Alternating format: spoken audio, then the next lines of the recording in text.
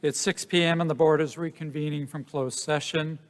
During closed session, the board took action on the following.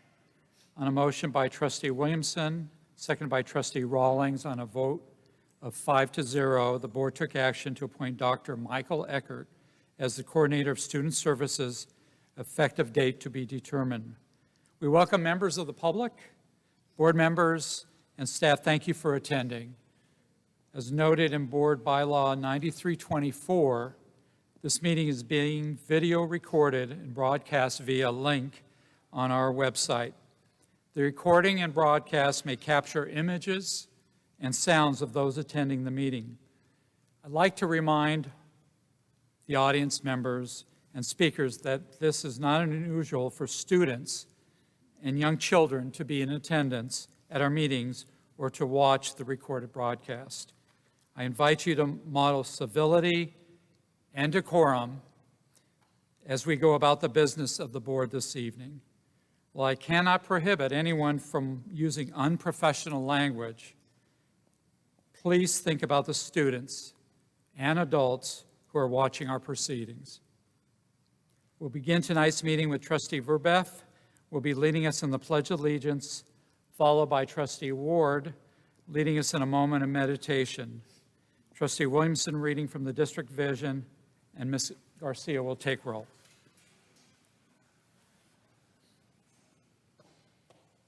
Please begin. I pledge allegiance to the flag of the United States of America and to the republic for which it stands, one nation, under God, indivisible, with liberty and justice for all.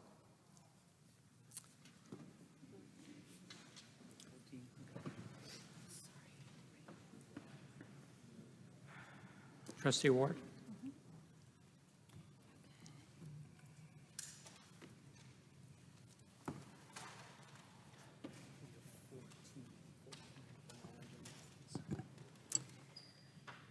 Tonight, I'm reading from a book called Racing to Justice. It's by author Dr. John A. Powell. He is a graduate of Stanford University and also he is a law professor at Cal, and he runs the Institute for Othering and Belonging. Aristotle, who gave us much of our understanding of equality, asserted that it is just to treat those who are situated similarly the same. But it would be unjust to treat those who are situated differently the same. One stated this seems obvious, yet we have difficulty acknowledging that we are differently situated, even when we are most attuned to the fact that differences matter. We are inclined to focus on a single factor which causes us to misunderstand the situation. The debate over neutrality in relation to those differently situated has a particular history in jurisprudence. I will be reading from one of our core values. The 4 core values are integrity, excellence, respect, and accountability. And under respect, we have agreed we respect the views of others through an open exchange of ideas. Thank you, Trustee Williamson. Ms. Garcia. We will now take roll. Trustee Williamson. Here. Trustee Ward. Here. Trustee Verbeck. Here. Trustee Rawlings. Here. Trustee Pearson. Here. Thank you, and now we'll move on to Part 4, approval of the agenda. Trustees, may I have a motion to approve agenda item 4.1, approval and/or reorganization of the March 8th, 2023 meeting agenda? So moved, Williamson. Second, Verbeff. Ms. Garcia, please call for a vote. Trustee Williamson. Yes. Trustee Ward. Yes. Trustee Verbeck. Yes. Trustee Rawlings. Yes. Trustee Pearson. Yes. Motion passes 5-0. Thank you. We now move on to Part 5, communications. Our student representative, Channing Headley, could not be here this evening. Ms. Headley will email a copy of her report and will be shared with the Board of Trustees. We now move on to item 5.2, Superintendent's Report. Dr. Churchill. Thank you, sir. Tonight, I'd like to take a moment to thank the Carlsbad Police Department for their ongoing partnership with the school district. Under the leadership of Chief Williams, CPD continues to provide extraordinary service to our schools and community.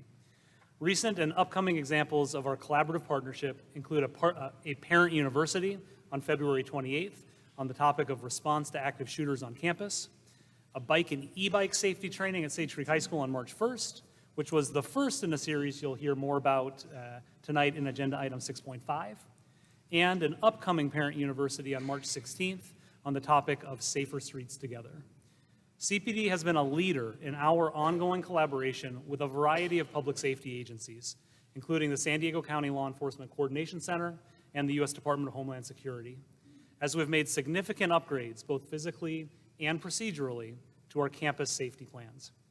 I am proud of our work together, and I'm greatly appreciative of the Carlsbad Police Department's deep connections and commitment to our students and schools.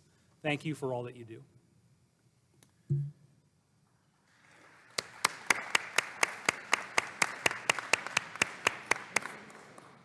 Thank you, Dr. Churchill, and thank you, CPD, as well.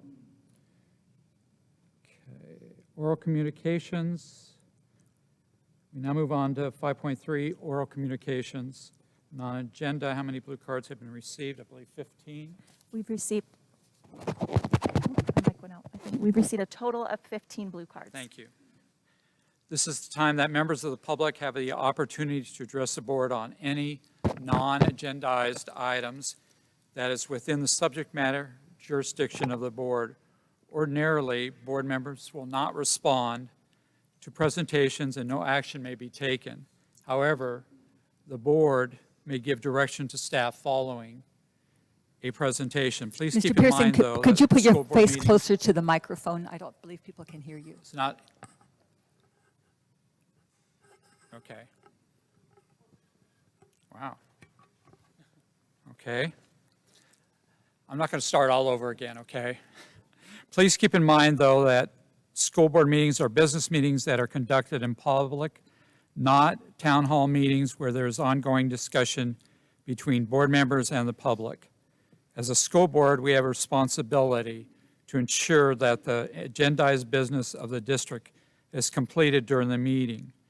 We invite you to show support for a speaker by waving your fingers rather than clapping or cheering.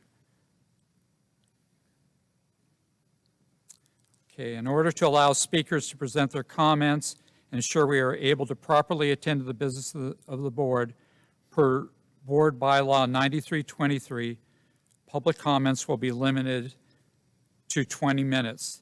This means each speaker will have 1 minute and 15 seconds. When I call your name, please come to the podium, state your name, and indicate whether or not you live within the boundaries of the school district. We will have the timer on the screen, and your mic will be muted when your time has expired. Okay, the first speaker is Laura Pitts.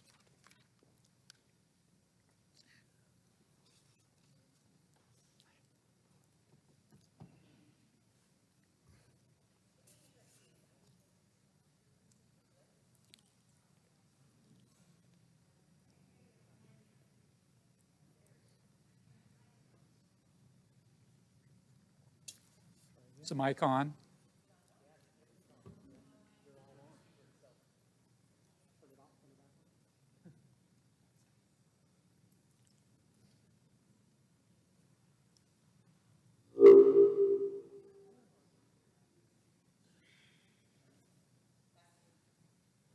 Add or tap it.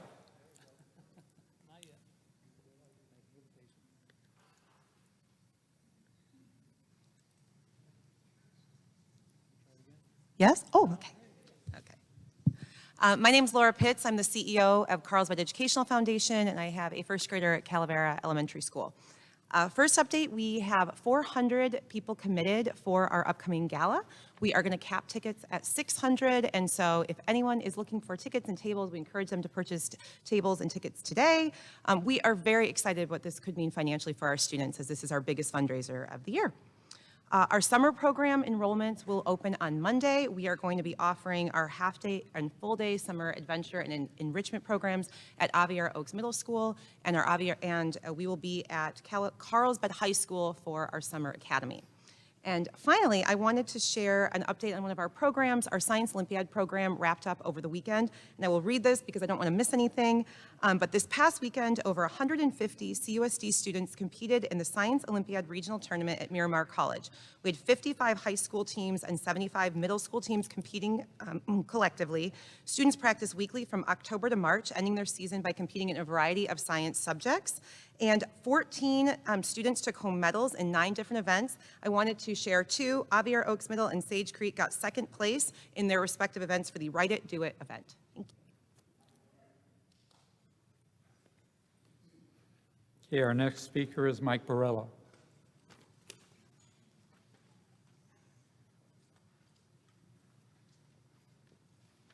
Good evening. Those that engage in evil deeds rarely, if ever, see them as such. For the evildoer, there is always sufficient justification to make the deed appear not only reasonable, but absolutely necessary. Here again is the paradox of human perfection. The same mind that can comprehend the most profound philosophical and metaphysical truths can distort reality so that evil becomes good. People who violate basic laws of humanity often are convinced that evil is about to be wrought upon them.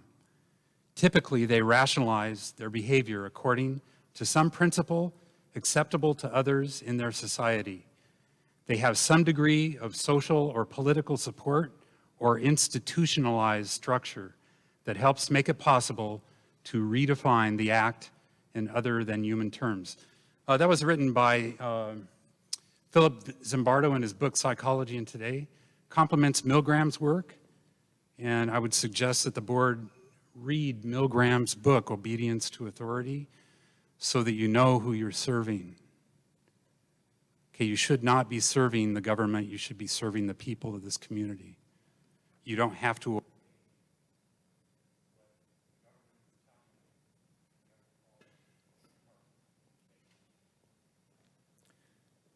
Next speaker is Katrina, and I don't want to pronounce your last name, so.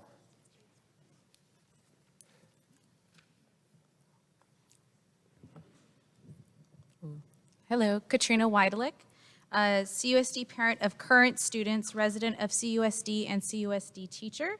Big woohoo for passing the DEI success indicators last meeting.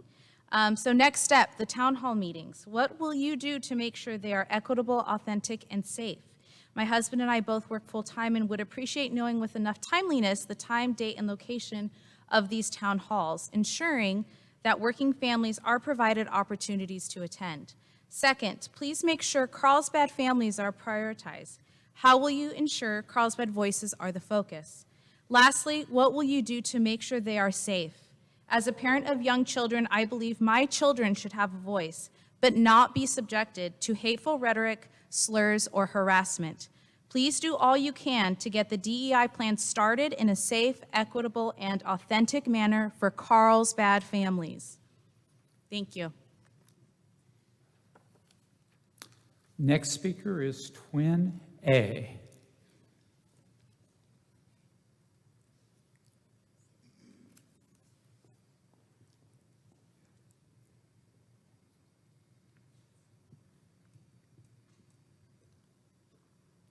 Last month, I finally convinced my parents to get me out of a critical race theory history class at a nearby school district.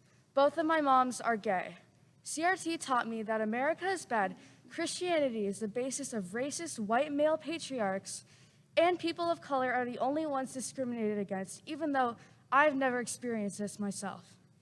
My Asian mom was born and raised in a communist country, and my American mom is white. My grandmother suffered greatly during the Cultural Revolution. My Asian mom is very familiar with censorship, indoctrination, erasing history, and dividing kids from their parents. My white mom was tolerant of CRT until my Asian mom compared striking similarities between CRT and what the communist government taught her in school. If you want to create more hate and division in America, then teach CRT. I never imagined I could dislike any class so much. Thank you. Twin B.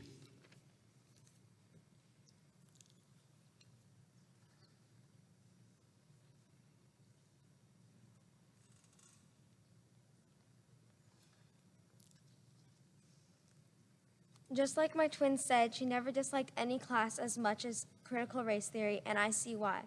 Comparing my homework assignments and tests to hers for the same history class was night and day. While I was tested on the fall of the Roman Empire, my twin was writing a paper on white supremacy.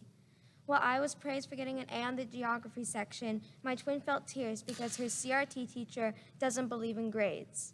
We feel fortunate to be Americans, but my twin CRT teacher said that Christopher Columbus was a murderer, rapist, and a serial killer. Today in America, you can be a winner or a victim, no matter what your skin color is. Kids want to win, not lose by being a victim of critical race theory. Next speaker is Steve Morrell.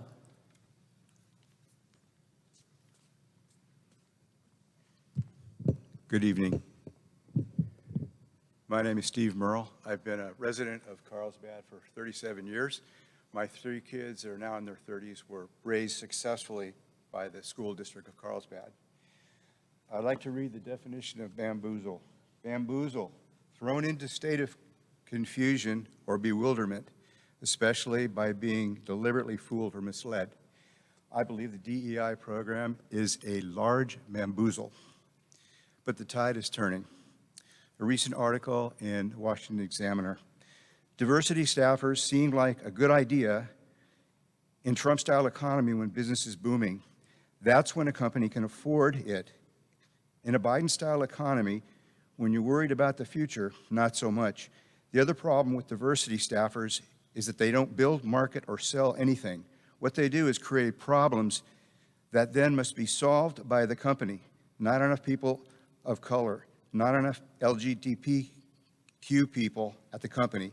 These are the issues that the workers are paid to notice and report. We don't need these problems. Your boss is worried about meeting profit projections and payroll or rent. Thank you. Next speaker is Brandon T.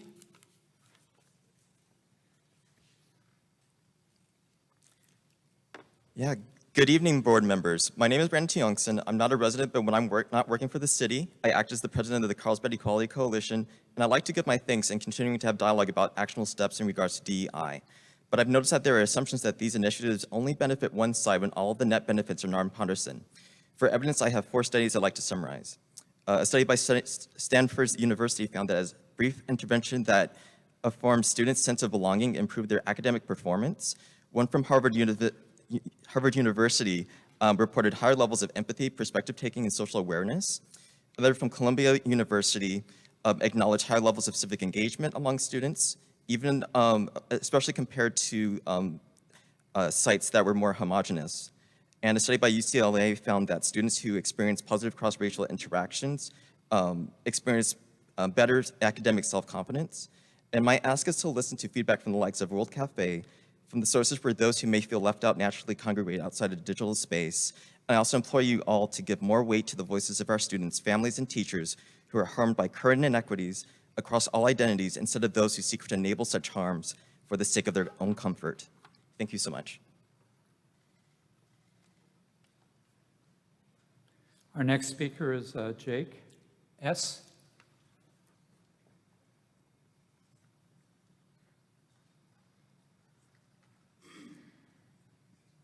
Hi, my name is Jake Savicki. I coached baseball at Carlsbad High School for the last 7 years, retired at the end of last season.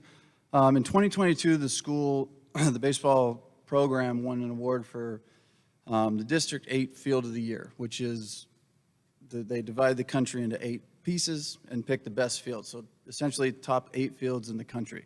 And I just wanted to take, I no longer coach there, but when we received this award after I had left, this will go in the school and be there forever, which is awesome. I just wanted to thank a couple of the people publicly that really made this happen. The maintenance and the irrigation crew. If you guys could stand up real quick for me back here. I want to thank you guys. Just the behind the scenes guys that you don't see, you don't know anything about it, but when the curtain comes up and the product is there and the product is beautiful, that's why. Craig Jones, real fast, this is an extensive process. He's the one that took care of it. And lastly, Ralph Kripe, if you can please stand up. This is 50 years worth of legitimately building this field, and it's his, and it's beautiful, and what he's given to the city.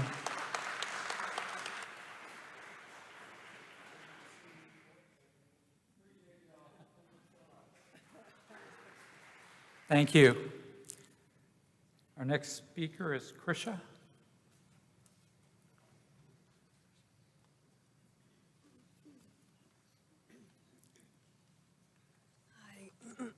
Good evening, Krisha Walter. I live here. I have kids in the school district. I'm coming here today to talk about a letter that was posted on Nextdoor, supposedly by a city council member that was taken down a few days ago. But again, this was at what authority, if this was actually written by a city council member, did she have? I'm appalled at what I read in the letter, calling parents white supremacists that speak out against teaching any children DEI and more recently FAES, which only puts kids in buckets of oppressor or oppressed and classifies them solely off the color of their skin, which is by definition racism.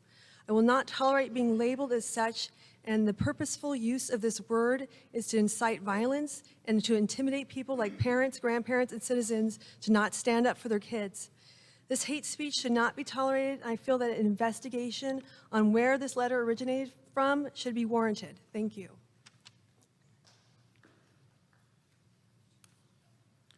Next speaker is Scott Davison.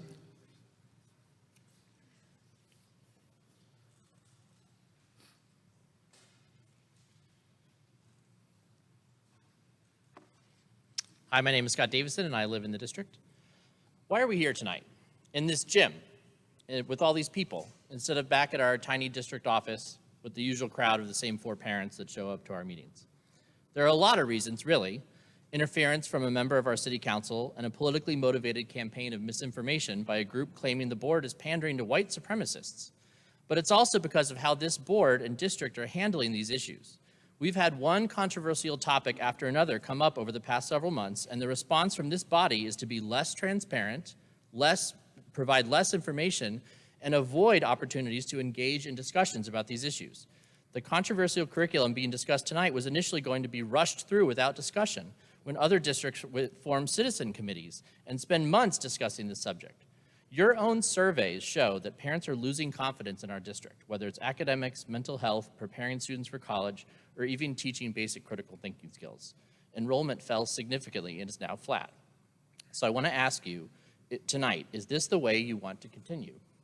Do you want half of the community members to walk away unhappy with a rushed outcome, or do you want half of them, all of them, to walk away feeling you've heard them? Do you understand the seriousness of these issues?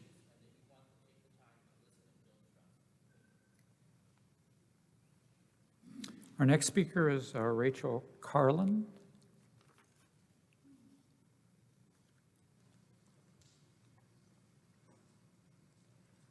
Hello, it has come to my attention that from my last month's board meeting, the focus that was plucked out was put fully on dress code. Let me be clear, we did not as parents come to you over dress code. We came to you with huge concerns about how Ms. Flowers treats parents, teachers, and most importantly, children. It is about her leadership based on fear rather than on respect, screaming at children so loud that teachers in surrounding classrooms have to shut their door. It is about her screaming at a child demanding respect, plucking a child out from a crowd and yelling at them about what they chose to wear, embarrassing them in front of their peers, denying children covering when it is raining because they choose not to wear a mask, and then not allowing the work they have done to count, staring parents in the eyes and lying to them only to find out that they know the truth, call her out on it, and then she backpedals and apologizes. Threatens teachers of changing their schedules to a far less desirable one next year. Threatens teachers to be more mean to students. This meeting is to inform you that Ms. Flowers is a bully, unpredictable, a chameleon, uses fear and intimidation to gain control, loses control on a dime, threatens, belittles, and overall does not treat parents.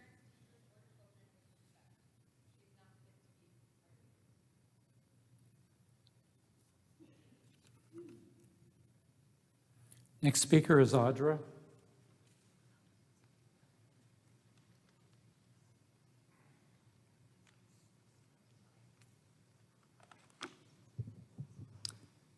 This needs to be moved up. Nobody can hear anybody. It's weird. Just a weird spot to have it in. Anyway, I use the name Audra. I just feel like you guys need to tread lightly because as we're sitting here talking about all this racism, you know, like Krisha said, it's either you're the oppressor or you're the oppressed. And we have people sitting here calling people white supremacists who are trying to stop hate. So I don't understand why they're pushing hate by putting people in a box like that, saying that they're being hateful for not wanting to spread hate with children, because in teaching them not to hate, you're actually teaching them to be hateful towards people. And it's very terrifying because we're indoctrinating children into something that the next generations that come forward are going to be totally brainwashed because they're going to either feel like they are oppressed or they're oppressing somebody else. And it's totally bogus because that's not what we should be teaching children. They should be learning things that have nothing to do with that instead of pushing it into their face like this is something that they need to be dealing with when this is adult problems that we're bringing and putting upon the children. And it's very dangerous where this leads. So please think about that. Think about what you would want your children to learn and what you think our future is going to look like. Thank you. Our next speaker is Mr. J.B. Scranton.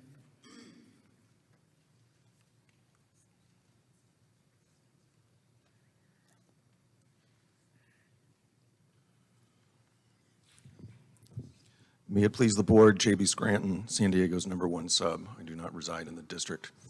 Mr. Chairman, I have in my possession right here the check that you sent to me that you were ordered to pay by the Labor Commissioner. The way I was raised is you're not supposed to use the courts as casinos. The justice system is not something that you profit off of. So I thought the appropriate thing to do would be to endorse this over to the Ed Foundation. But on further reflection, I thought I would pay this to Children's Legal Services of San Diego. Not one penny of this is staying in Carlsbad. And I think it's important that the Ed Foundation is present here to know what opportunities and resources are slipping through their fingers.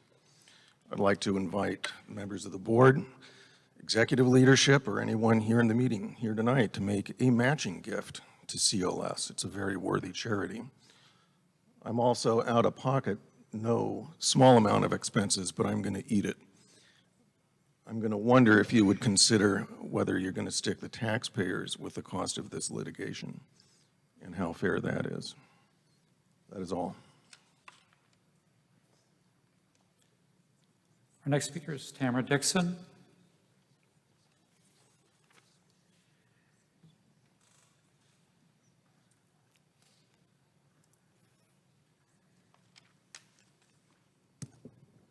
Hi, I'm Tamara, and culturally, our educational system is teaching young people how to hate each other and how to hate our country. The use of generalized suspicions based on race rather than evidence to a specific individual is called racism. The political theory race-based instruction known as critical race theory, where the ideology is to separate people into categories. CRT is a divisive, racist, and against the law. It is a Marxist ideology. You know, once we turn into a Marxist system, it will take decades and decades to be able to get out of it. You know how it has been for years for the Marxist regime. Most of these people don't want to be in a Marxist society. So this is the place that CRT is taking us, believe it or not.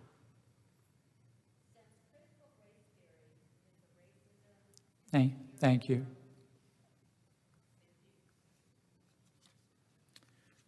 Our final speaker is Jen Belknap.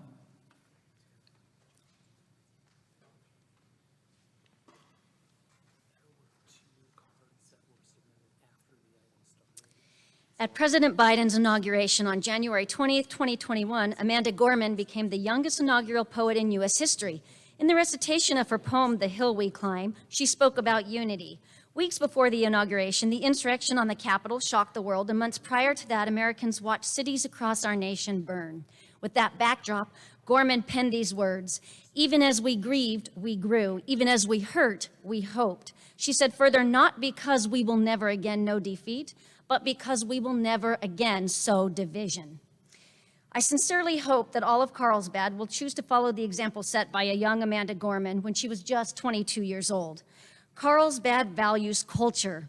We celebrate that which makes us unique as individuals and also that which brings us together as community. After all, there is always more that unites us than that which divides us. Okay, thank you, all speakers. We now move on to Part 6, discussion action items. Item 6.1, approval, Carlsbad High School new course, Film Academy Ethnic Studies. Trustees, this is a discussion action item. I will now turn over to Dr. Churchill. Thank you, sir. So, next slide, please, Dr. Nye. For background, at the September 14th, 2022 board meeting, the board approved a new course to be implemented at Carlsbad High School in the 23-24 school year called Film Academy English 1. At the February 15th, 2023 board meeting, the board considered 13 new course descriptions for approval. The board took action to approve 12 of those courses, 2 for implementation at Sage Creek High School and 10 for implementation at Carlsbad High School. One of the approved courses was titled Intro to Film Studies.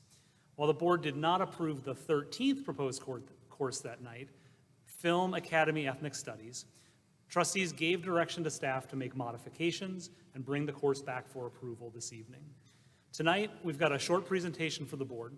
First, staff will provide an overview of the Film Academy at Carlsbad High School, an award-winning program that has achieved gold-level certification by the Linked Learning Alliance.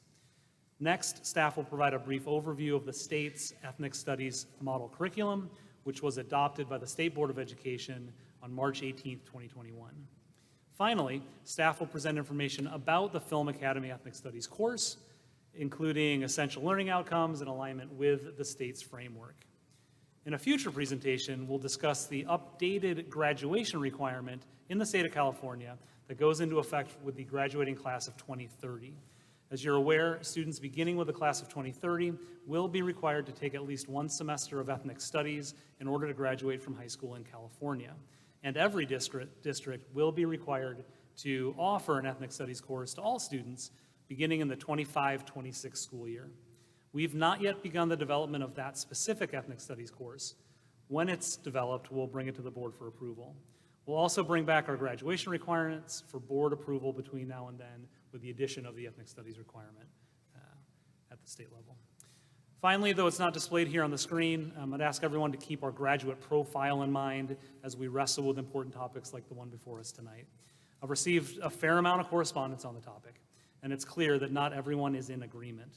That said, a common thread through many of the emails I've received includes a desire to provide opportunities for our students to develop important critical thinking skills. Our graduate profile promotes the idea of students as critical thinkers, noting that graduates are inquisitive. They notice, they wonder, they figure things out. Let's continue to find ways to stretch our thinking and our students' thinking, and continue to provide opportunities for students to think critically about the world around them through a variety of lenses and diverse viewpoints. I believe the course before you is one possible way to provide these opportunities. Not the only way, but a good option for interested students. And with that, I'll hand it over to Dr. Nye and Dr. Brockett. Good evening, President Pearson, trustees, and Dr. Churchill. The Film Academy at Carlsbad High School, as was mentioned before, is a certified linked learning program that highlights career pathways and that's interdisciplinary, meaning that it integrates subjects of history, social science, English, and film. Currently, students have the ability to enter the Film Academy in both the 10th and 11th grade years. The expansion of a Film Academy freshman track would include Freshman Academy English 1, Intro to Film Studies, and Film Academy Ethnic Studies, would be an optional course of study, as it's likely to include a class of around 30 students or so for next year. Students who choose not to enroll in the freshman class will always have the opportunity to enroll in the sophomore year Film Academy, as well as the junior year, as they currently do now. The next few slides just really highlight the current tracks for students in the Film Academy, with the second slide highlighting the new incoming freshman track for 9th grade. So that's highlighted in purple at the very top. As Dr. Churchill had mentioned, 2 courses have already been approved by the board, and those were the Film Academy English 1, which was approved in September earlier this year, and the Intro to Film Studies, which was approved at the last board meeting in February. As noted, the state's ethnic studies model curriculum was adopted by the school board, or by the CDE Board of Education on March 18, 2021. The guiding values and principles for ethnic studies, which is listed here, and the key outcomes of ethnic studies on slide 11 were taken directly from that document and approved by the state board 2 years ago. So you have before you tonight Exhibit A of the board report. In general, the course outline of the Film Academy Ethnic Studies course. You'll notice 2 columns that exist. The column to the right is language that was taken from the California Model Curriculum, and its purpose is to show some general alignment to the Film Academy Ethnic Studies course. The column to the left, labeled Content Goal and Essential Questions, will be the anchor of the work that's used to create the student discussion, the student collaboration, and provide the framework for the lessons and activities for this course. Based on the conversation at the board meeting, district staff, at the last board meeting, district staff work with teachers from the Film Academy to refine and further clarify the content goals and essential questions in that left-hand column. Staff incorporated the suggestions made by trustees at the last board meeting regarding the Fine Art Ethnic Study, or the Film Academy Ethnic Studies course.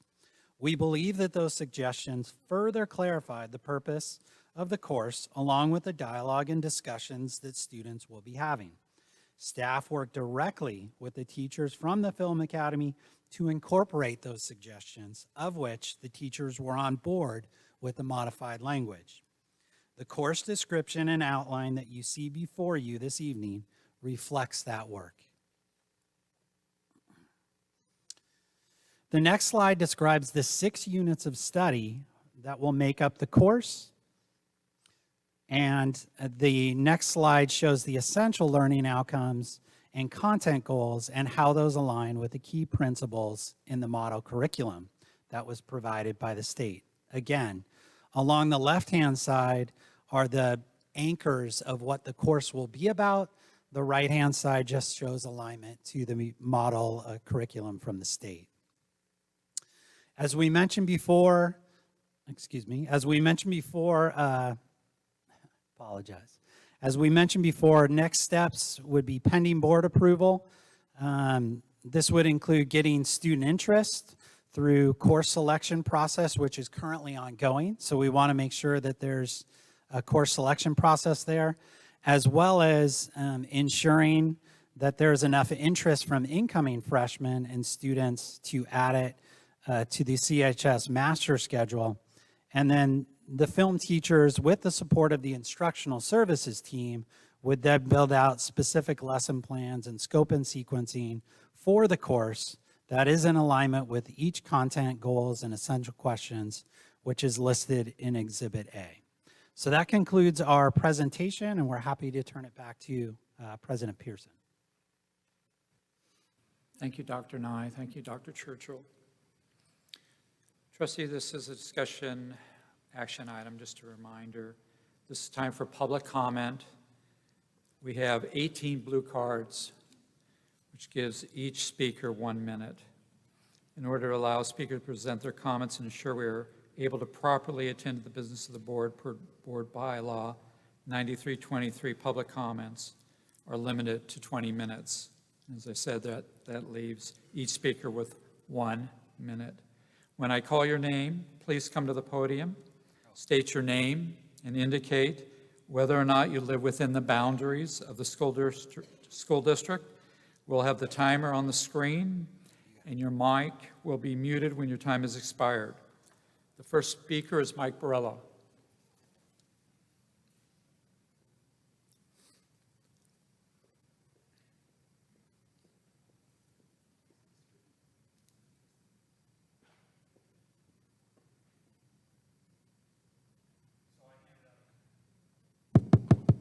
I handed out a letter that was sent out.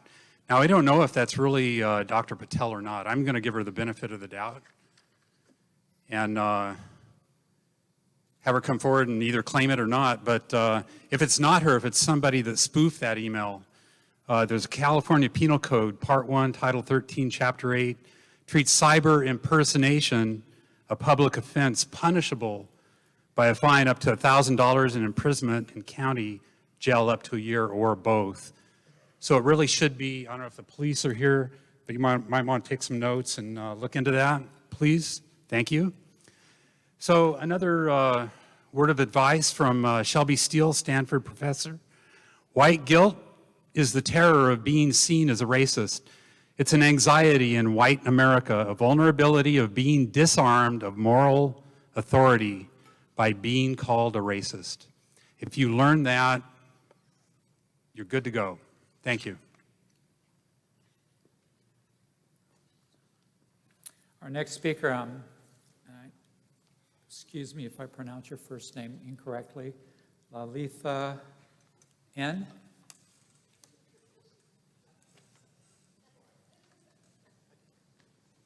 It's Netaraj. Hello, my name is Lalitha, and I reside within CUSD. I am the mother of 2 children who attend CUSD schools. I'm also the Ethnic Studies librarian at Cal State San Marcos. I'm here to voice my support for the approval of the Ethnic Film Studies class at Carlsbad High School. Students of color account for nearly 80% of the K-12 population in California.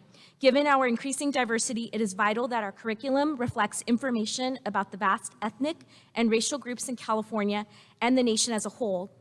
The field of ethnic studies is about fostering connection and developing cultural competencies that enable us to interact and form meaningful relationships with people across different backgrounds. This is an important life skill for our children to learn as they prepare to enter diverse college and work environments. But at its heart, the field of ethnic studies allows for the inclusion of perspectives that have historically been improperly acknowledged or never even reflected in the curriculum. Therefore, I urge CUSD to approve the Ethnic Studies Film Studies curriculum. It's about creating a welcome.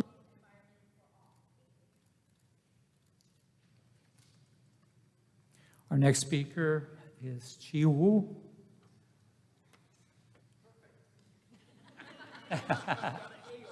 Thank you. My name is Chi Wu Chen.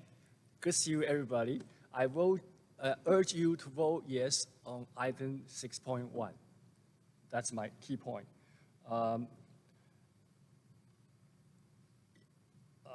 Actually, the course will help our students interact and work better with others of different ethnic and Sir, could you background. speak into the mic so people can hear you? Okay, sorry. Thank you. Do I get more time? So we can help students better prepare once they enter the workforce. On the other hand, not approving the course will put our students at a great disadvantage when they try to find a job. Most companies tend to hire diverse group of people with different background. Pfizer is example. Their reason of success is because they have diverse background. Because I know I've been there for 20 years. You're welcome.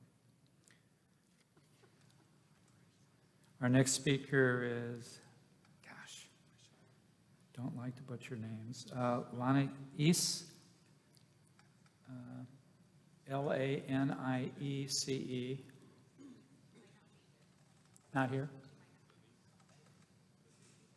Okay. Next speaker is Kevin Klauber.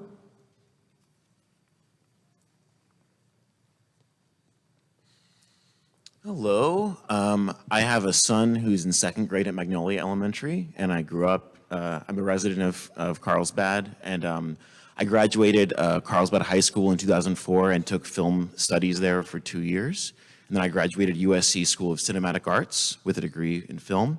I'm currently a professional film editor, editing documentaries. I've edited 2 films that have won Academy Awards. And I am here in full support of this program, of this class. This class reminds me of the kind of class that I took when I was a student at USC, but it is dumbed down to be a college prep class for high school students. That's exactly what I see this as. I read the curriculum. I was kind of shocked that people are so up in arms about this class. Honestly, it's the kind of course that I wish I could have taken when I was a student at Carlsbad High School. That's my statement. Thank you. Our next speaker is Katrina.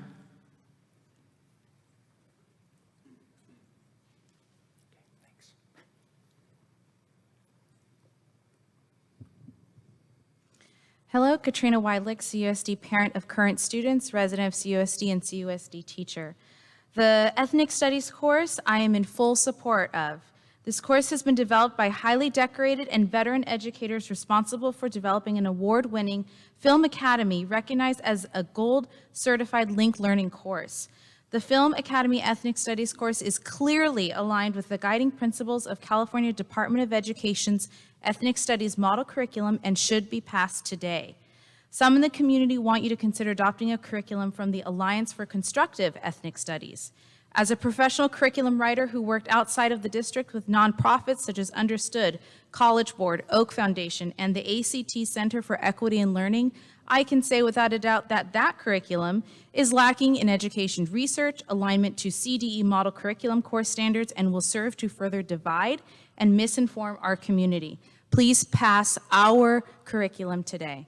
Thank you. Our next speaker is Kevin Klauber.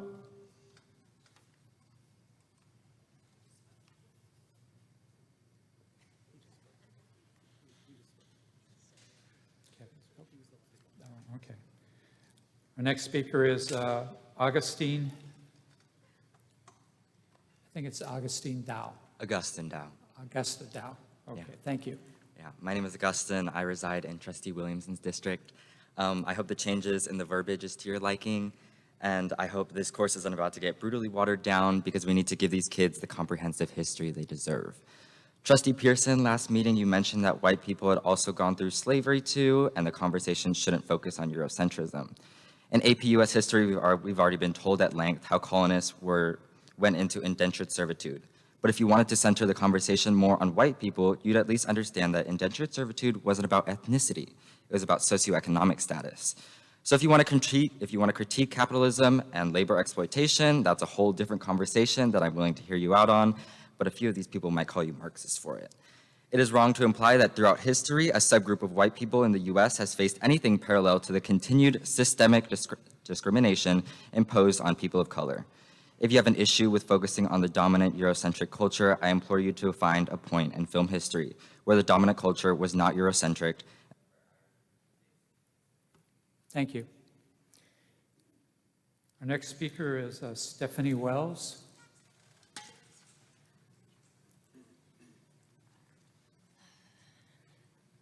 Hi, my name is Stephanie Wells, and I have 2 students in the district. I'm here tonight in support of this agenda item.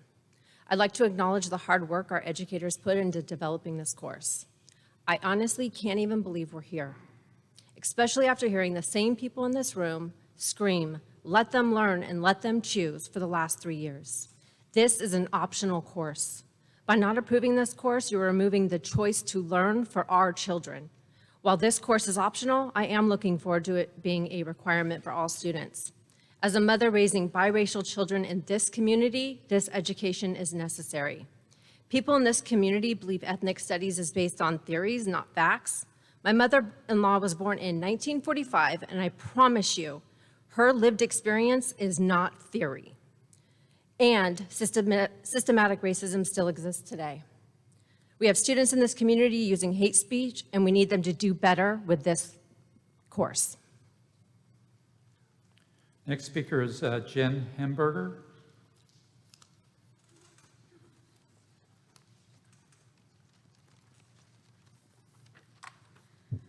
Hi, everybody. I'm Jen Hemberger, and I live in Carlsbad. I've got 2 boys. I've got one at Valley Middle School and one at Carlsbad High School. Thank you so much to the board and to the staff on all of your hard work for all of the work on DEI and this ethnic studies class.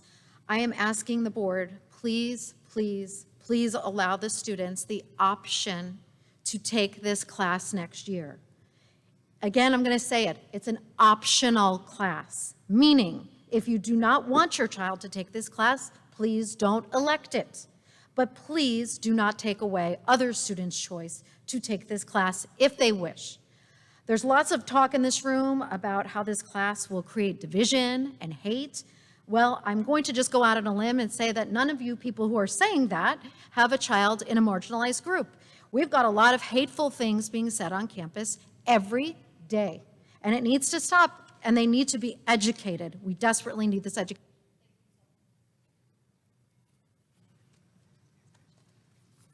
Next speaker is Krisha.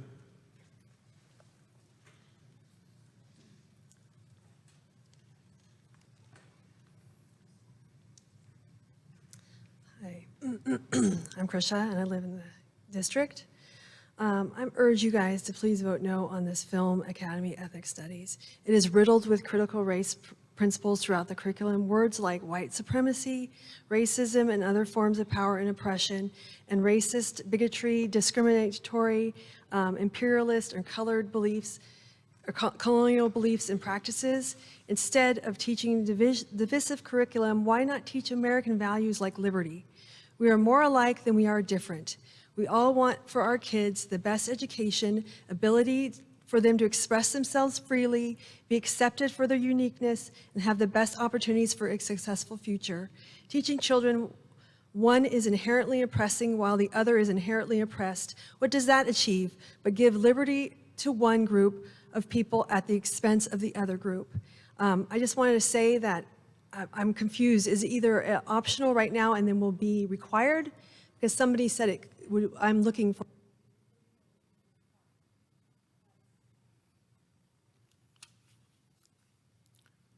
Our next speaker is Paige.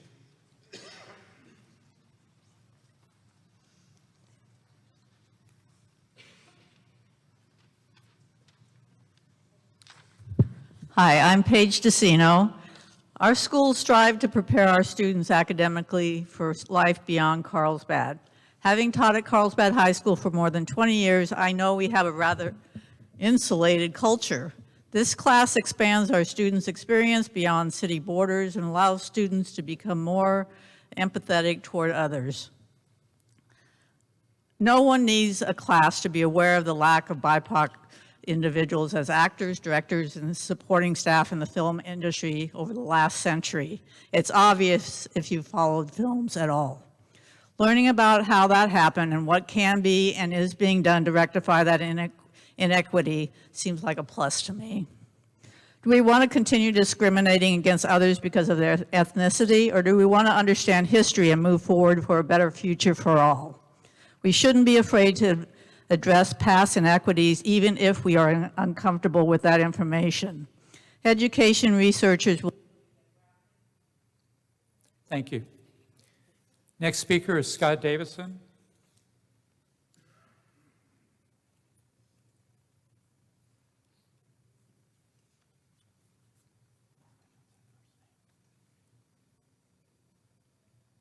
Lean in.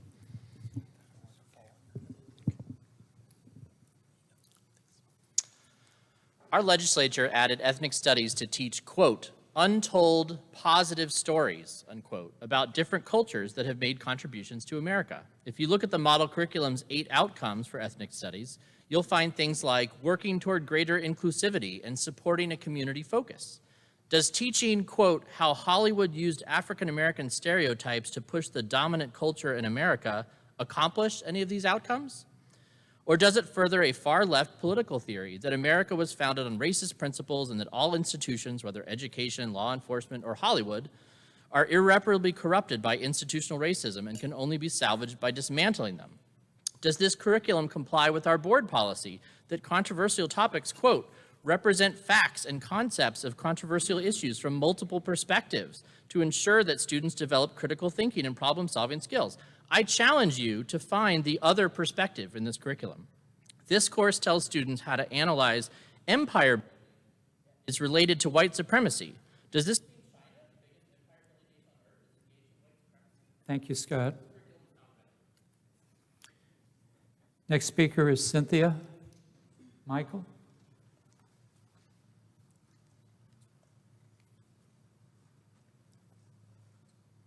Hi, I'm Cynthia Michael. I have a junior at Sage Creek, a freshman at Carlsbad High, and a fourth grader at Hope.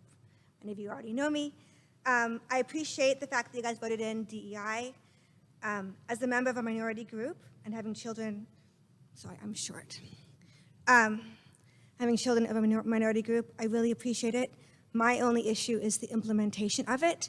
As you guys know, the California curriculum had 2 different drafts, and they both included anti-Israel in the agenda.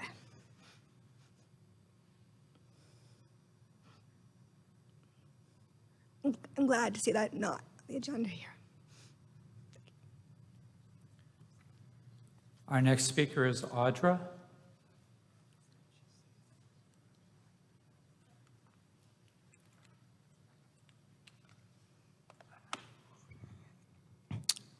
I use the name Audra, so this is very dangerous because you're saying that it's critical thinking when in fact it is not critical thinking because you're not saying, what do you think, and leaving it open-ended.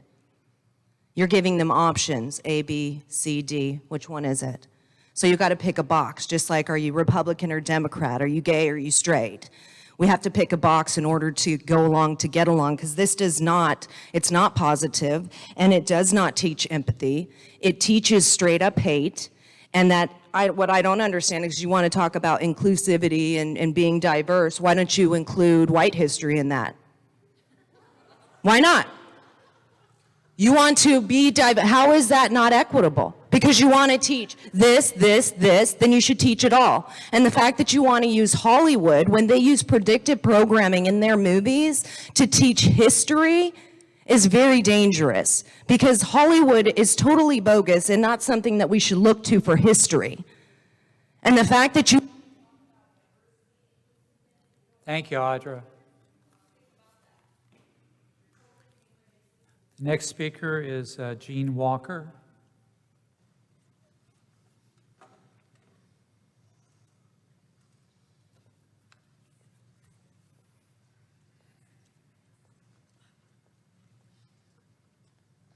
Hi, my name is Jean Walker. I'm a Carlsbad resident. I have 2 children, one of whom attends school in Carlsbad. I'm a little bit concerned about this item because I think that the curriculum, as I saw it, first of all, it's going to be required for kids on this film track in 9th grade. And I think that it's, the curriculum is a little advanced for a 9th grader to understand. I also hope that there's going to be a lot of discussion where different points of view are really considered in the classroom and that the teachers allow that back and forth. I'm really concerned, though, about what brought a lot of people here tonight, which was a plea from a city council member referring to white supremacists, extremists, and boogeymen who brought people to the school board to influence you.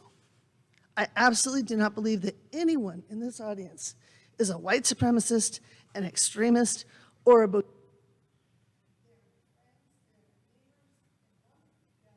Thank you. Thank you. Our next speaker is Vanessa Forsythe, I think. His last name is Forsythe.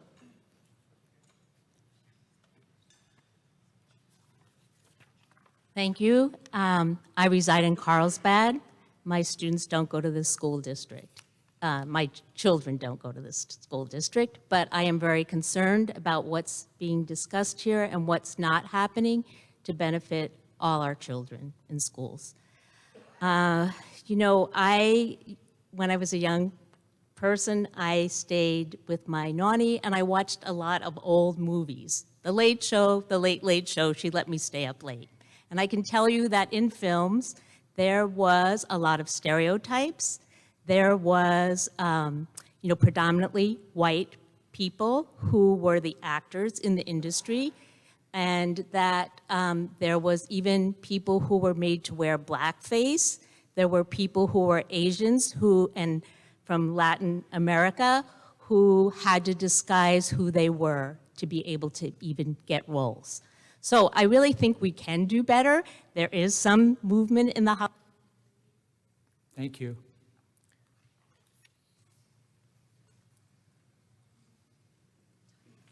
Hopefully I'll pronounce the first name correctly.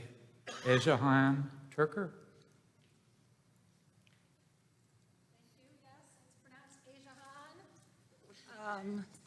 So I don't have a speech. I'm just here to voice my support for this class. When I was in high school, I would have killed for a class like this. I grew up in a place very similar to the demographics of this town. My kids are in elementary school. I am a resident of Carlsbad.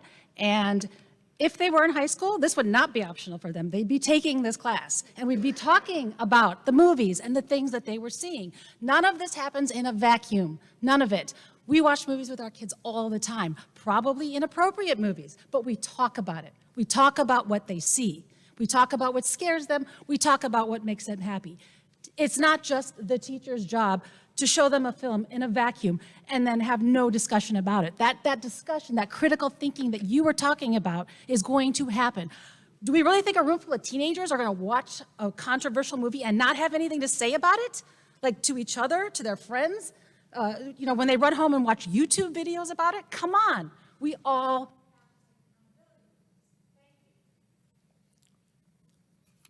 Our last speaker is Rob Howard.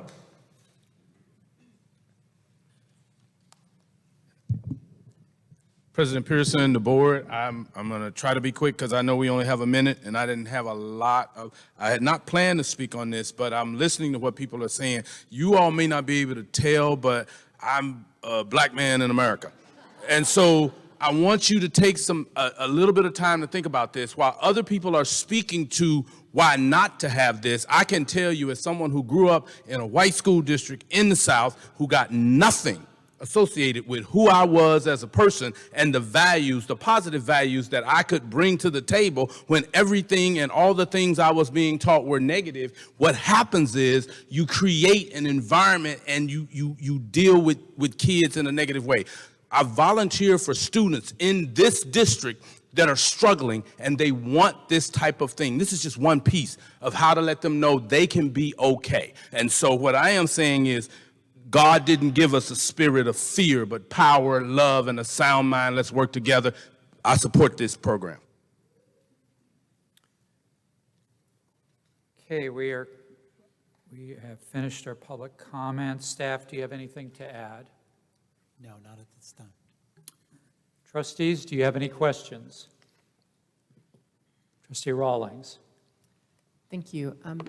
Dr. Nye, could you confirm that this course would not be a prerequisite for any of the other Film Academy courses within the pathway? That is correct. Students enter pathways in the Film Academy, either at the 9th grade year, the 10th grade year, or the 11th grade year. They would still have the ability to enter in the 10th or the 11th grade year if they chose not to participate in the 9th grade year.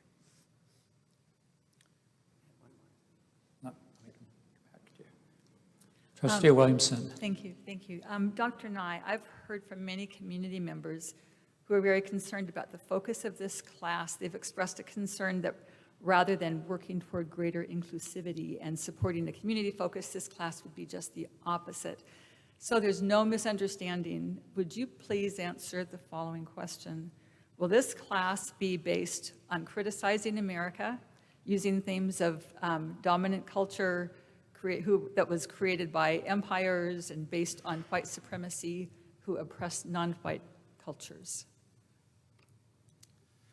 The best way, no, I would say that the design of the units of study are built around a cycle that examines stereotypes in film, the appropriation of cultural representation in film, efforts to overcome those circumstances, new voices that have emerged in film as a result of those efforts, and the recognition of the progress among ethnic groups in Hollywood and in film. I would go on to say that students will be asked to examine and draw their own conclusions as it relates to historical events through the lens of film. You know, we do have board policy specifically around controversial issues that was cited before, Board Policy 6144. And it talks about instruction being presented in a balanced manner, addressing all sides of the issue without bias or prejudice and without promoting any particular point of view.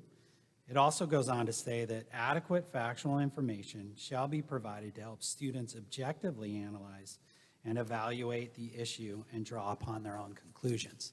To Dr. Churchill's point, you know, when we walk into classrooms, what we want to see teachers encouraging are those critical thinking skills. And we walk into classrooms all the time, and we see that every day with our teachers. They're encouraging students to formulate their own opinions, to come up with their own ideas.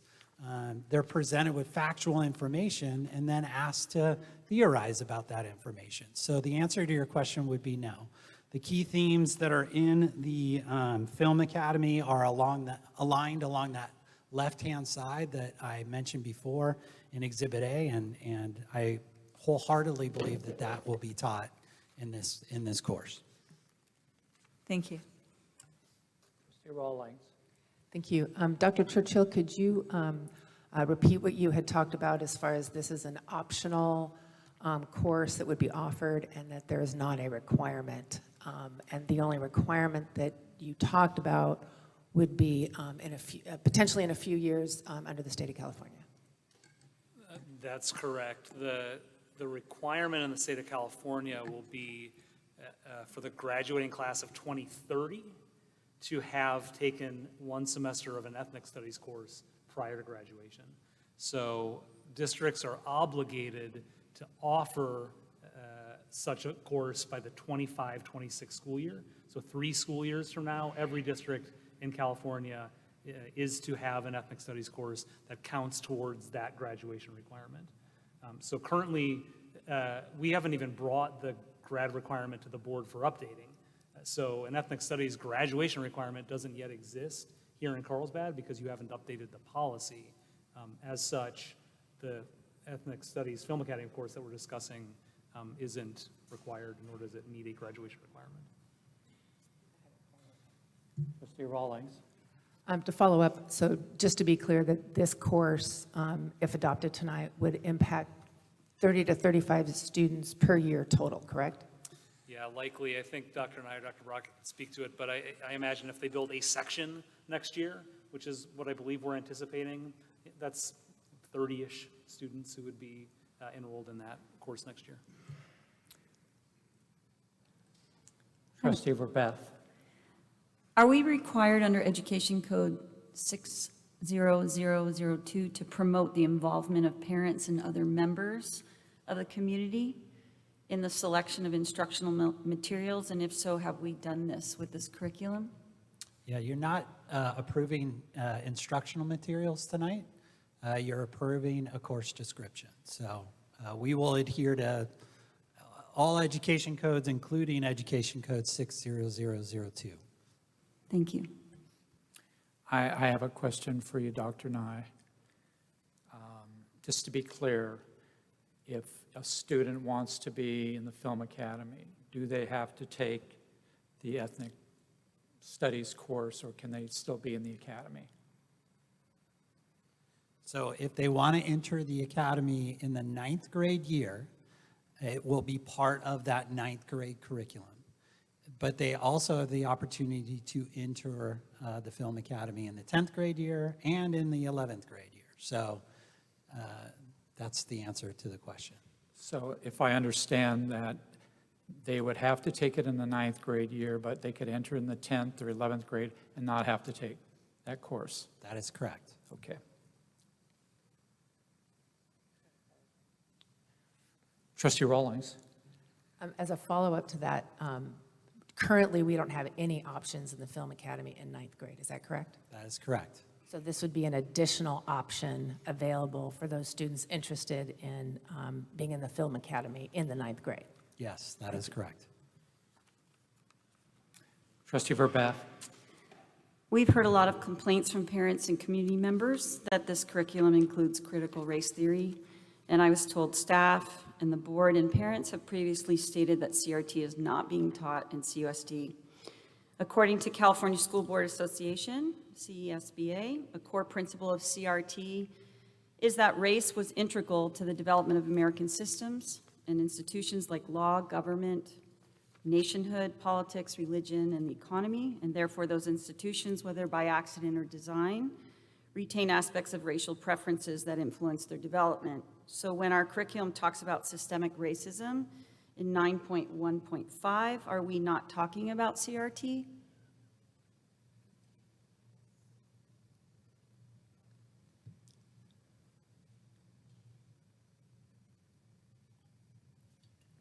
Again, I believe you're referring to the exhibit. If you look at the exhibit along the left, that's what's going to be taught in our course. If you look at the exhibit on the right, that's the alignment to the model framework.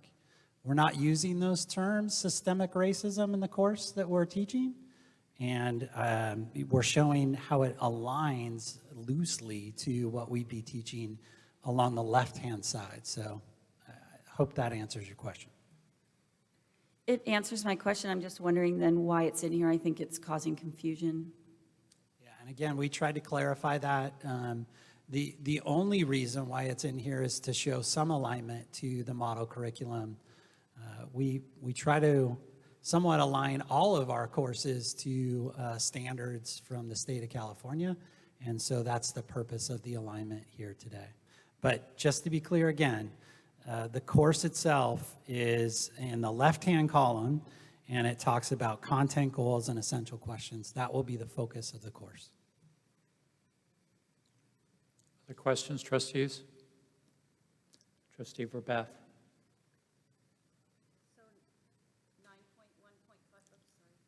Sorry, 9.1.5 specifically mentions envisioning a post-systemic racism society. So again, you're saying that that's not going to be taught in this curriculum because it's on the right-hand side. Is that correct?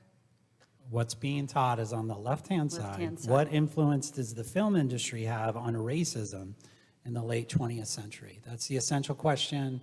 That's what will be built around the curriculum if the course description's approved. And yes, that's what will be taught. Yeah, I see that.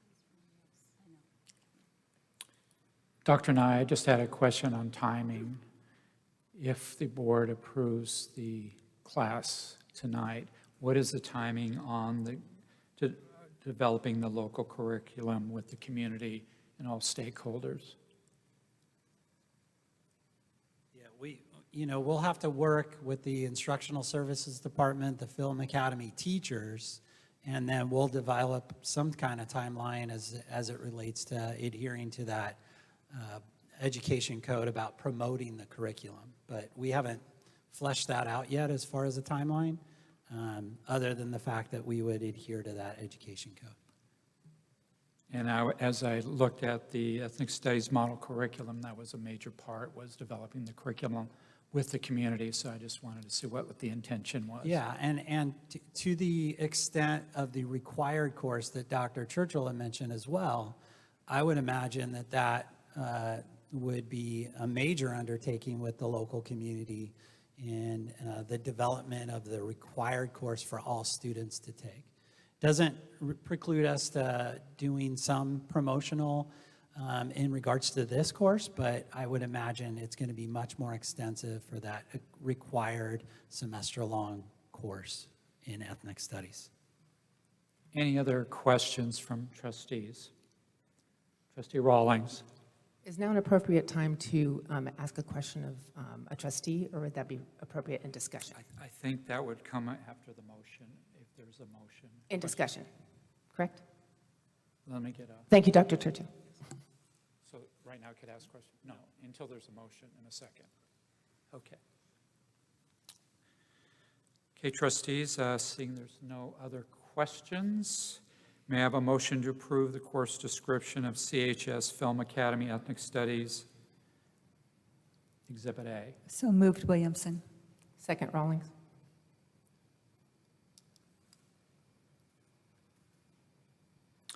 Okay, now it's for discussion.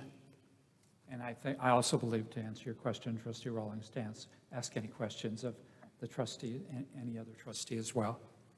Thank you. Trustee Verbeth, I've heard you mention CRT several times, and I'm trying to get a working understanding of what that means. So could you give me a definition of CRT?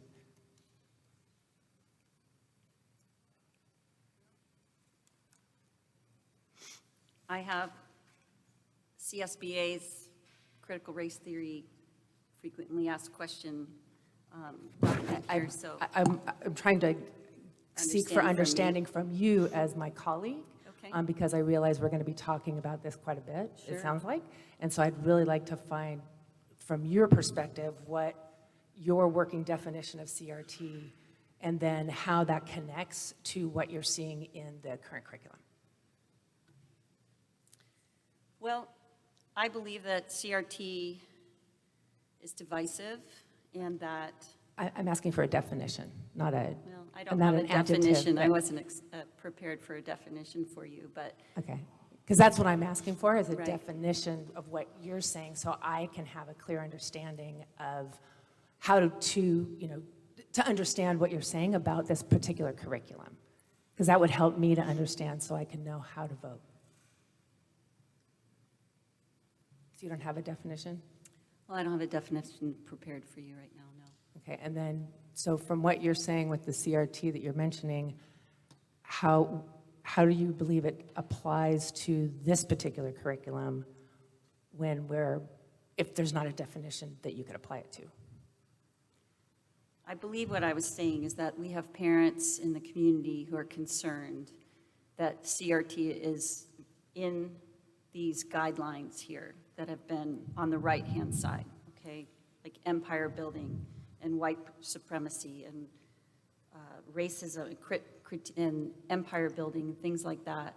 And so they saw this and they have questions about it when it's next to what Dr. Nye has presented to us. And so I think there's been some confusion because Carlsbad has said that we're not teaching CRT. And so when they see the guiding values and principles here, they seem to be more aligned with CRT. But that's from what I'm their saying, what is perspective. CRT? Are you saying CRT is that's what I'm saying, what is it? I don't know what it is. And so you're So saying I this think- applies here, I and think then you got yet an I'm not answer, seeing. Trustee Rawlings from Trustee Okay. Verbeth. I don't feel like I have gotten an answer, but, okay, thank you. But that was the response. There was Trustee Williamson. Thank you. I appreciate the opportunity that I've had to meet with several of you in the community over the last couple of weeks. It's been very helpful for me, and I hope that I did not share my cold with all of you. That's why I'm kind of isolated. But anyway, I do appreciate the opportunity. We're lucky to live in this community. I believe that we have people who feel passionately about the children, and we are lucky that they do, because there are communities that don't. And even though there is not unanimity amongst our community, I would rather have lots of passionate conversation than no conversation and having apathy. So I truly appreciate what we have here. I'm always interested in lessons learned, as most of you know. And as I have looked through this process and thought what lessons learned come to mind, one that kind of stands out to me is I believe that when we have a controversial topic, having conversation is a good thing, and welcoming voices is a good thing, and doing as much pre-work as possible is a good thing.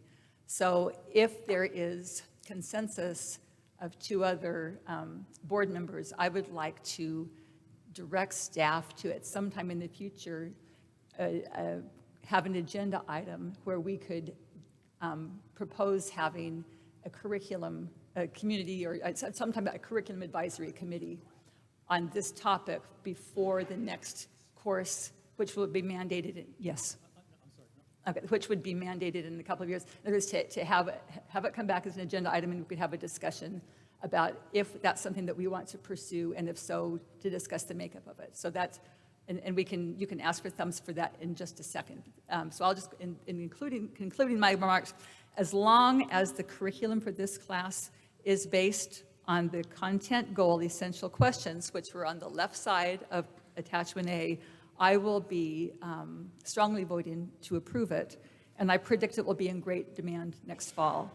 I look forward to sitting in on a couple of the classes. In fact, I think it could be a growing experience for me, and I appreciate the work that staff has done. So I will be voting yes, but I would like to see if there is, Mr. Pearson, if there is consensus to have. Yeah, I'm going to just make sure that this is the appropriate time for that. So can you restate what you're looking for 3 thumbs for? Yes, and I did tell Dr. Churchill that, yes, that to have an agenda item come back at a future meeting to discuss having an advisory curriculum committee to discuss when the next ethnic studies course is going to be, before it is developed, to have that be a advisory only, not a decision-making body. Can we do that? Thumbs down? Okay. Okay. I'm seeing 5 thumbs. Okay. And thank you, Trustee Williamson, for that. I'd like to make it just a comment. I will be supporting this with the notion that the community, the full community, has a voice in the curriculum. And what I mean by that is I've looked at every email that came in, even though I didn't respond, and I saw 2 sides of the community. And I think the best work is when we have the full community, all of Carlsbad, talking about this curriculum. And so my hope is that as in the ethnic studies model curriculum, it says to have the full community involved along with the teachers. And I'm not taking the teachers out of this, by the way, but the stakeholders are included in that. I think that's a key piece. So I will be supporting the motion with the notion that our community is fully engaged in the curriculum building. Trustee Rawlings. Thank you. In the last meeting, I did vote no on moving this to staff. And I wanted to explain that vote. And the reason I did that is because in our governance handbook, under section C, it says, I understand the distinctions between board and staff roles and refrain from performing management functions that are the responsibility of the superintendent and staff. And I do not believe in the principle that we should be directing staff to write into syllabuses of what our desires may be, what our opinions are. I think we have an obligation to trust in our staff, trust in the professionals that we hire to create these curriculums based on factual information from the California Department of Education. So that's from my perspective, that's why I voted no, because I think to me the principle is that important. However, based on what Dr. Nye has stated, that teachers were consulted.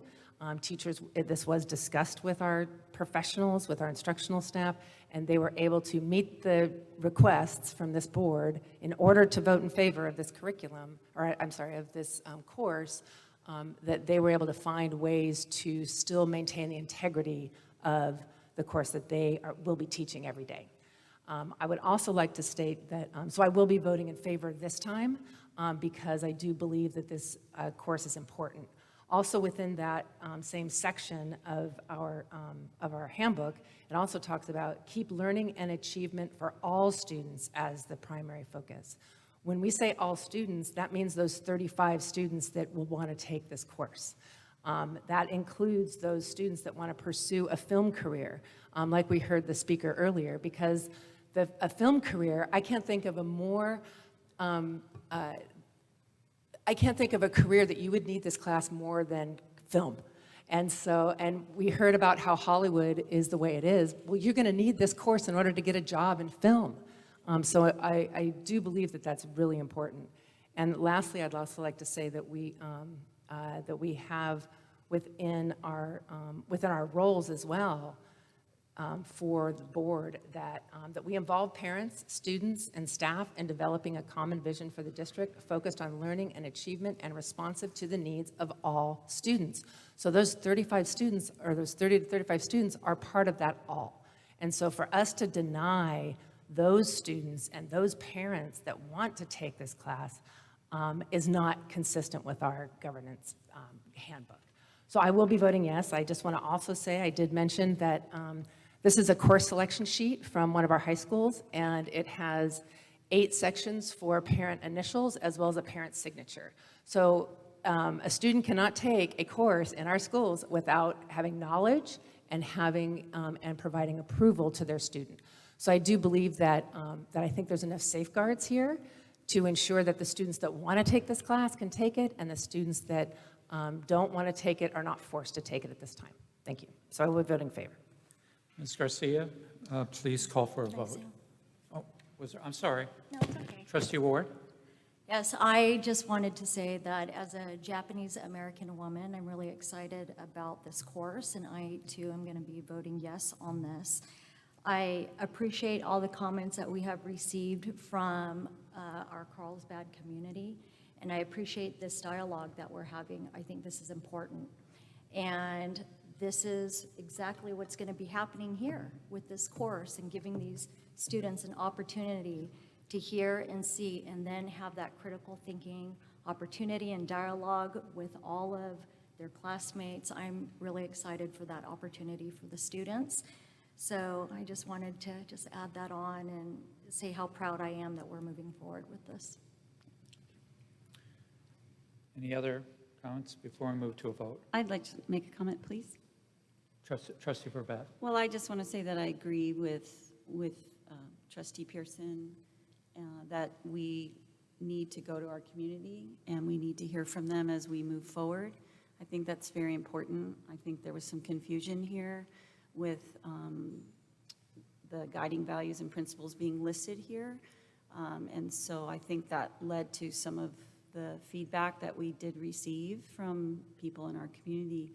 And I think it's important that we're listening to both sides of this. It's very important. And I think that Oceanside, I believe, has a committee. I think San Diego Unified also has a committee, a citizen advisory committee that's looking at ethnic studies. And I'd like us to consider inquiring about those and seeing what they entail, who's on those committees, and develop a committee for ourselves here as we move forward, because we need to listen to our stakeholders. Thank you, Trustee Beth. Any other comments before I turn my head to the right? Okay. Ms. Garcia for a vote. Trustee Williamson? Yes. Trustee Ward? Yes. Trustee Burbett? Yes. Trustee Rawlings? Yes. Trustee Pearson? Yes, and I just, last comment is, thank you to all the community for coming out, especially a Carlsbad community, and coming out to make your comments. And thank you, trustees, for the engagement with each other as well, too. We now move on to item 6.2, annual measure HH financial and performance audit, fiscal year 2021-22. Do we need to take a break? I didn't think so. Okay.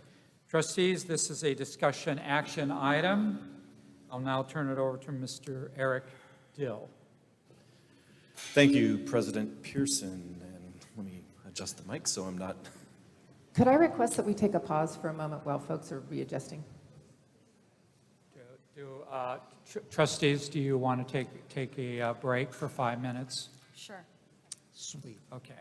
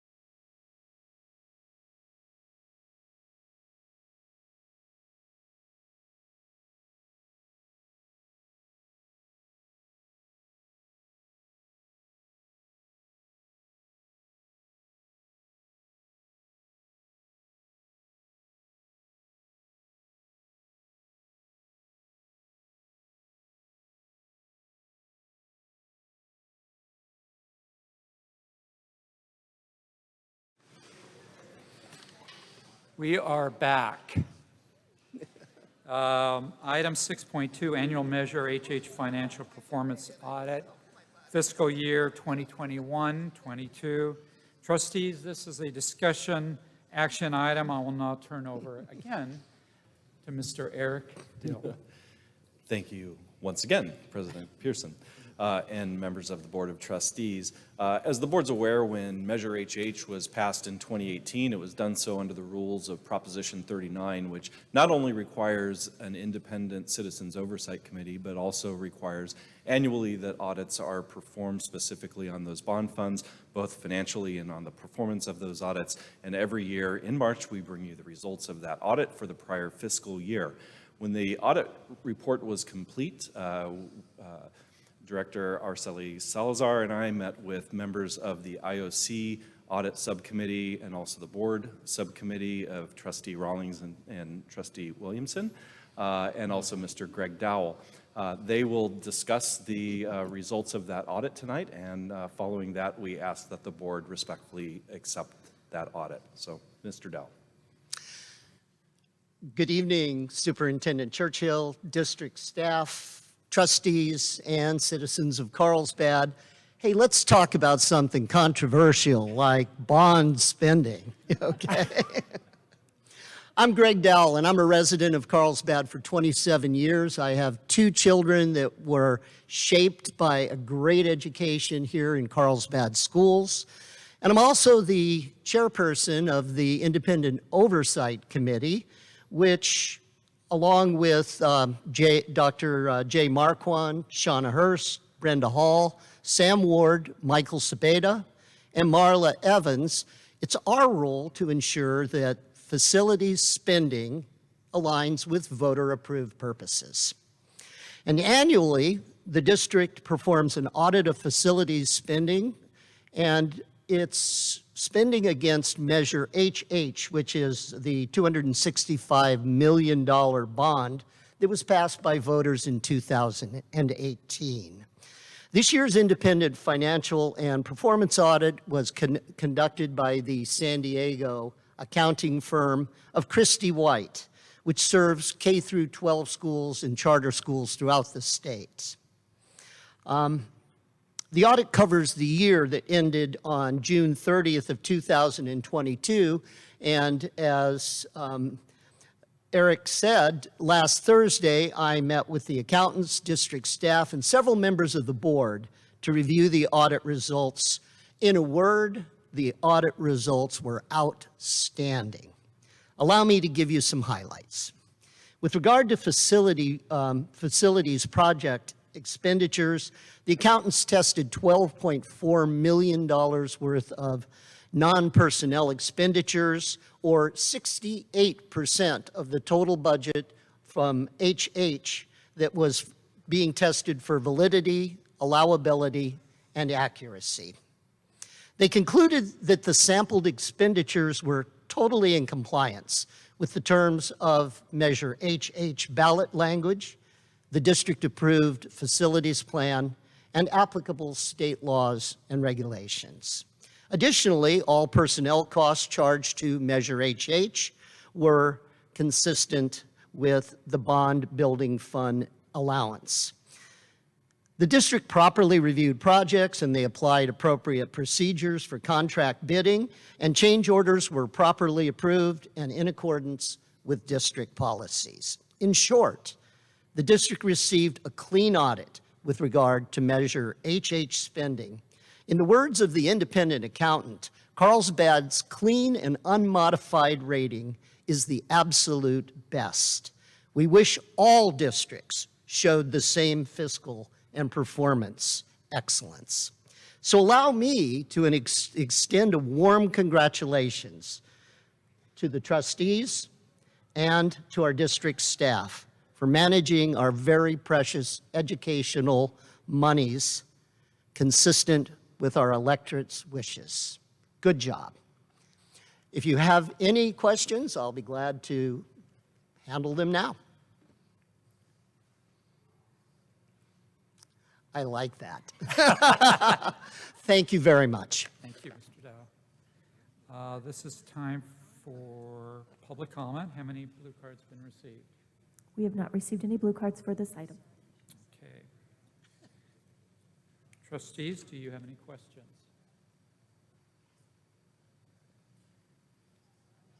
Okay, may I have a motion to accept the Measure HH audit report for fiscal year 21-22 as presented? So moved, Williamson.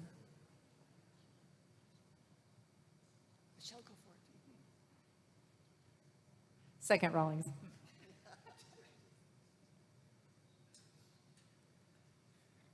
Trustee Williamson made the motion, trustee Rawlings seconded the motion. Any discussion? Trustee Rawlings. I felt bad that the board members that are on the subcommittee were the ones that motioned and second.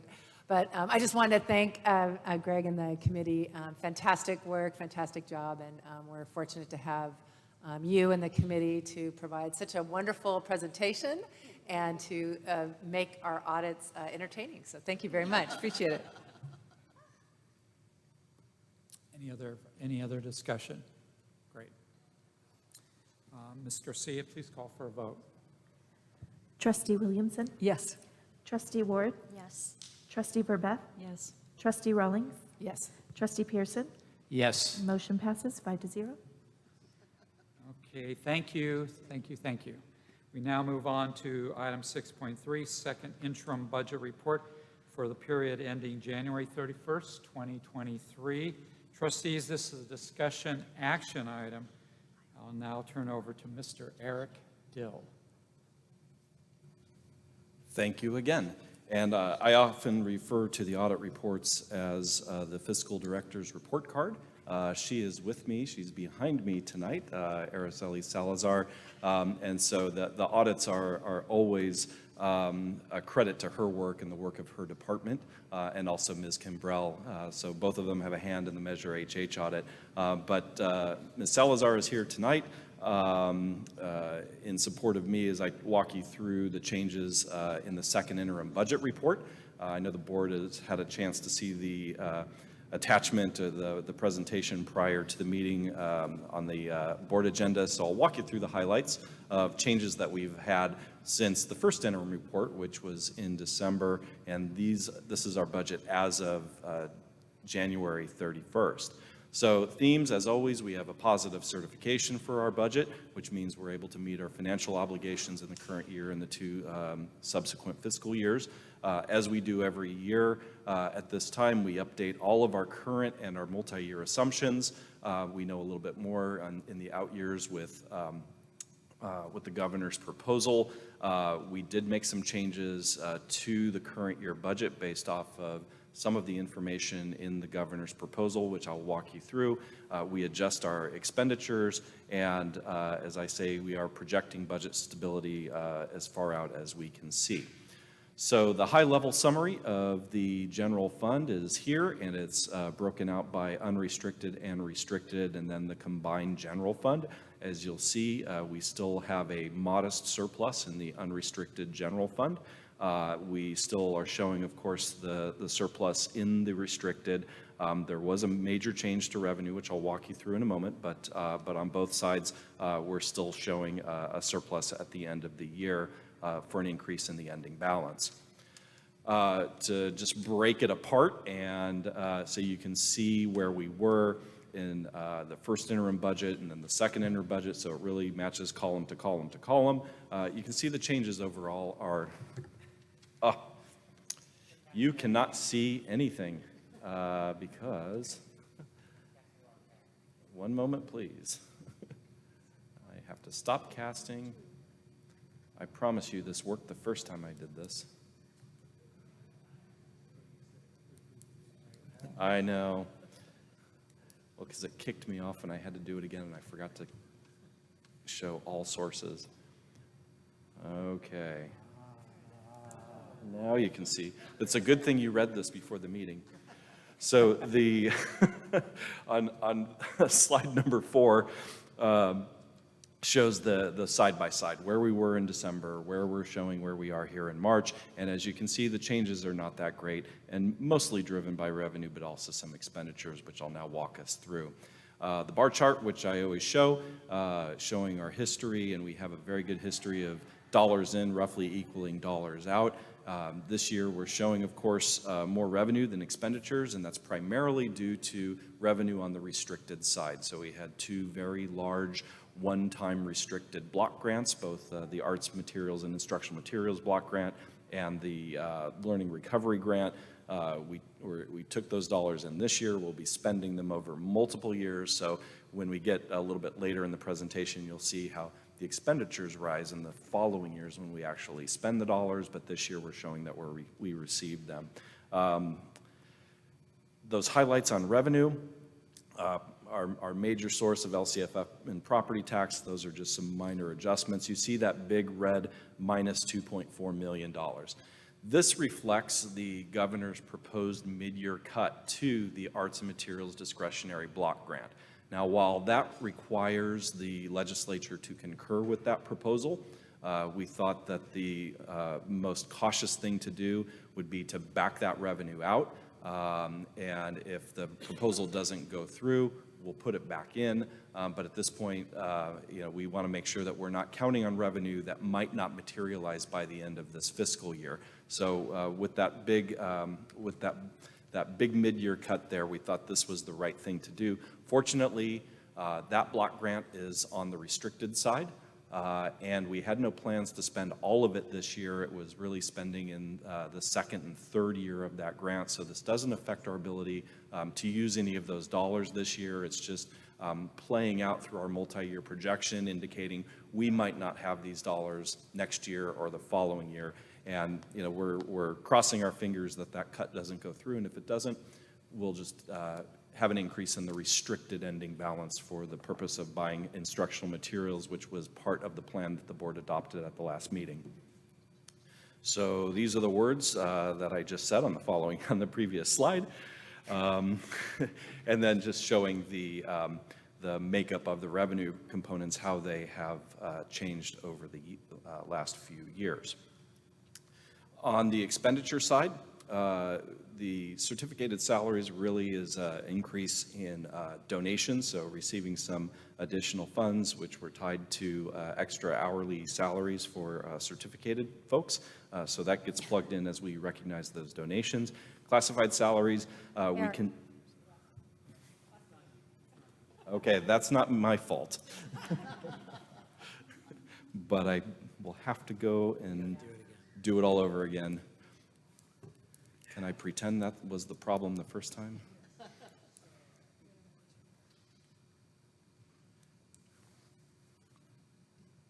right, let's see.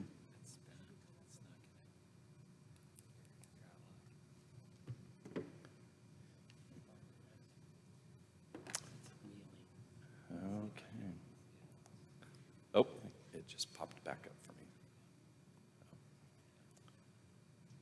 Nope, it didn't.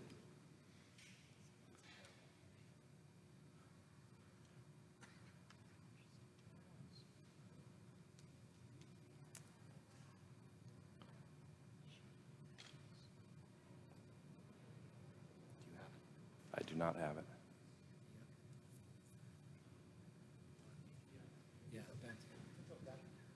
Okay.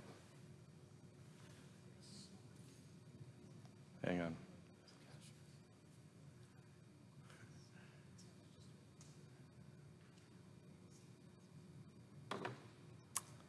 Yeah, it's not showing up for me. Very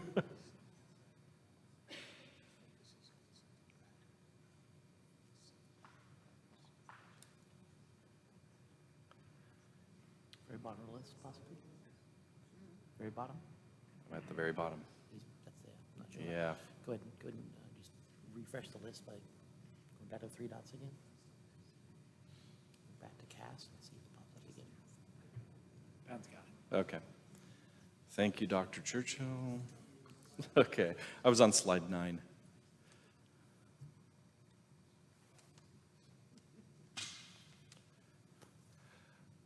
Okay. You like how I kept the same face the whole time as if the YouTube stream had just frozen. Okay, so getting into second interim expenditures, I'd mentioned that the increase in certificated salaries is a direct correlation to donations and dollars that we received in, and so we increased extra hourly salaries. On the classified salaries, the negative there is just savings that have been captured as we continue to have vacancies. We budget for positions the entire year. When people leave and we're unable to fill those positions right away, we will recognize some savings with the labor shortage. These dollars are pretty big, but we have been recognizing those savings throughout the year. Benefits, that just correlates to the salaries. Books and supplies, really just some adjustments in site level budgets and also district level budgets. On services, it's a pretty big increase. And those are a number of things. Primarily, as the board knows, we've had some emergency repairs at Buena Vista and Carlsbad High School. Those were not foreseen at the beginning of the year, so we're plugging in those dollars. They will be reimbursed by insurance, so we will have some revenue to cover that additional service cost. We also have seen increases in our special education transportation as more students have qualified for that service, and I'll be talking about that on a later item. And so a number of items have pushed that services budget up through the year, so we're recognizing that. Okay, and again, just maybe we just go ahead to slide 13. Not much to say on those other slides. They're pretty self-explanatory. So on the general fund balance comparison, you can see where we were at first interim and where we lie here at second interim. Again, just minor changes with the modest surplus that we're projecting. All this ties to what I showed earlier in the evening. If you look at the green line that's above the bottom two, those are the assigned and economic uncertainties. That's how we calculate our reserves for the purposes of the reserve cap. And so that currently lies at 9% at second interim, which is within the 10% cap on reserves that has been triggered this year. All other reserves committed are outside of that reserve cap. And so the ending balance, we've met our positive certification. We're able to meet our reserve requirements for the current and next few years. We maintain our committed reserves, and as I just said, we hit the cap on reserves. Sorry, that was slide 14, Dr. Churchill. Going into slide 15, multi-year projection factors. We always update our multi-year projection every time we bring an interim report. The current assumptions, as you saw in the budget report, come over several pages. We updated the cost of living adjustment estimates as proposed by the governor, and on the Department of Finance estimate. We'll update those again in May when the governor releases his May revision. On average daily attendance, we are continuing to project flat enrollment. That's enrollment. Average daily attendance, we're watching those percentages this year very closely, and we will have our state reporting coming up this month. So we'll know what our percentage of average daily attendance is to put into the 3-year rolling average for funding purposes over the next 3 years.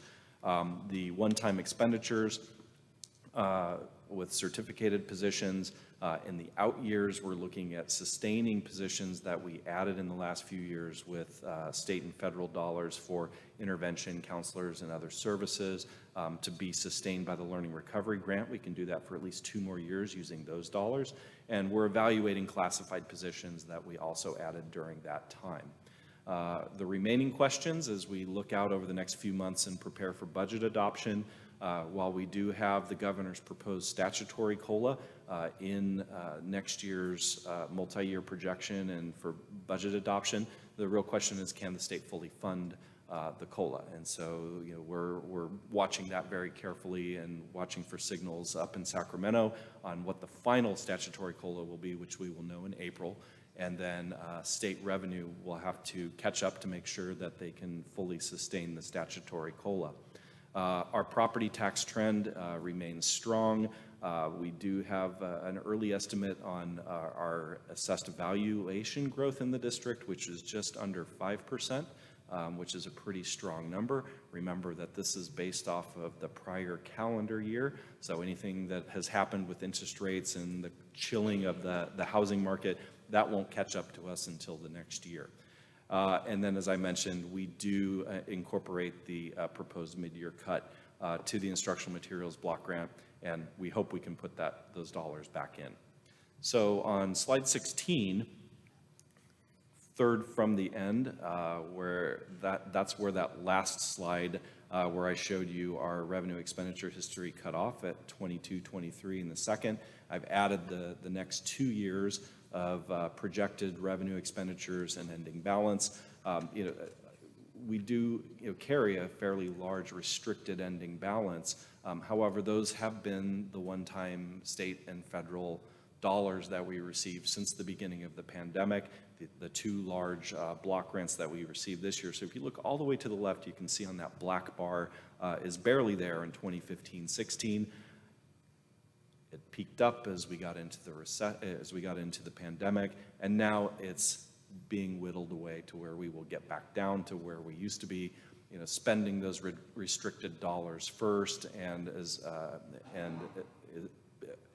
using them for all of the purposes that we can as quickly as we can for the students that we have in the years that we have them.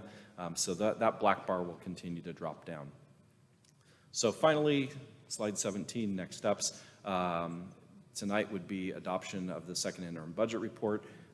We will be watching the governor's May revision, which will come out, we think, on May 13th.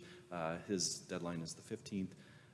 And then the proposed budget and estimated actuals will come to you at the first board meeting in June, with adoption at the second meeting. So at this time, I'm ready to turn it back to President Pearson. Thank you, Mr. Dill.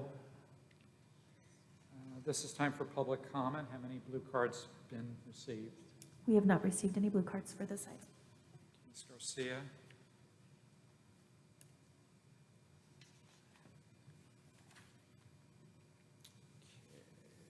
Trustees, do you have any questions? Trustee Rawlings? Thank you. On slide 6, you mentioned that there's approximately 2.4 million shortfall due to the mid-year cut from the governor. But in the first interim, you talked about the potential of Prop 28 dollars backfilling that money. So my first question is that 2.4 million, is that the entire amount, or is that just the half of the amount? That's the first question. Sure. So the governor's proposal is really at the statewide level, and so he's cutting, I think, $3 billion to pay for $2 billion in growth in next year for Prop 98. So he's kind of borrowing from that block grant to cover Prop 28's growth next year. This is reflective of a 1/3 cut to the overall grant, which is what he proposed at the state level. And next year's growth, which Prop 28 dollars, will be a little over $1 million for us. So as you can see, there's an imbalance there between the cut and next year's funding. The thing to keep in mind is the grant that was cut had many different purposes: arts, music, instructional materials, and was discretionary.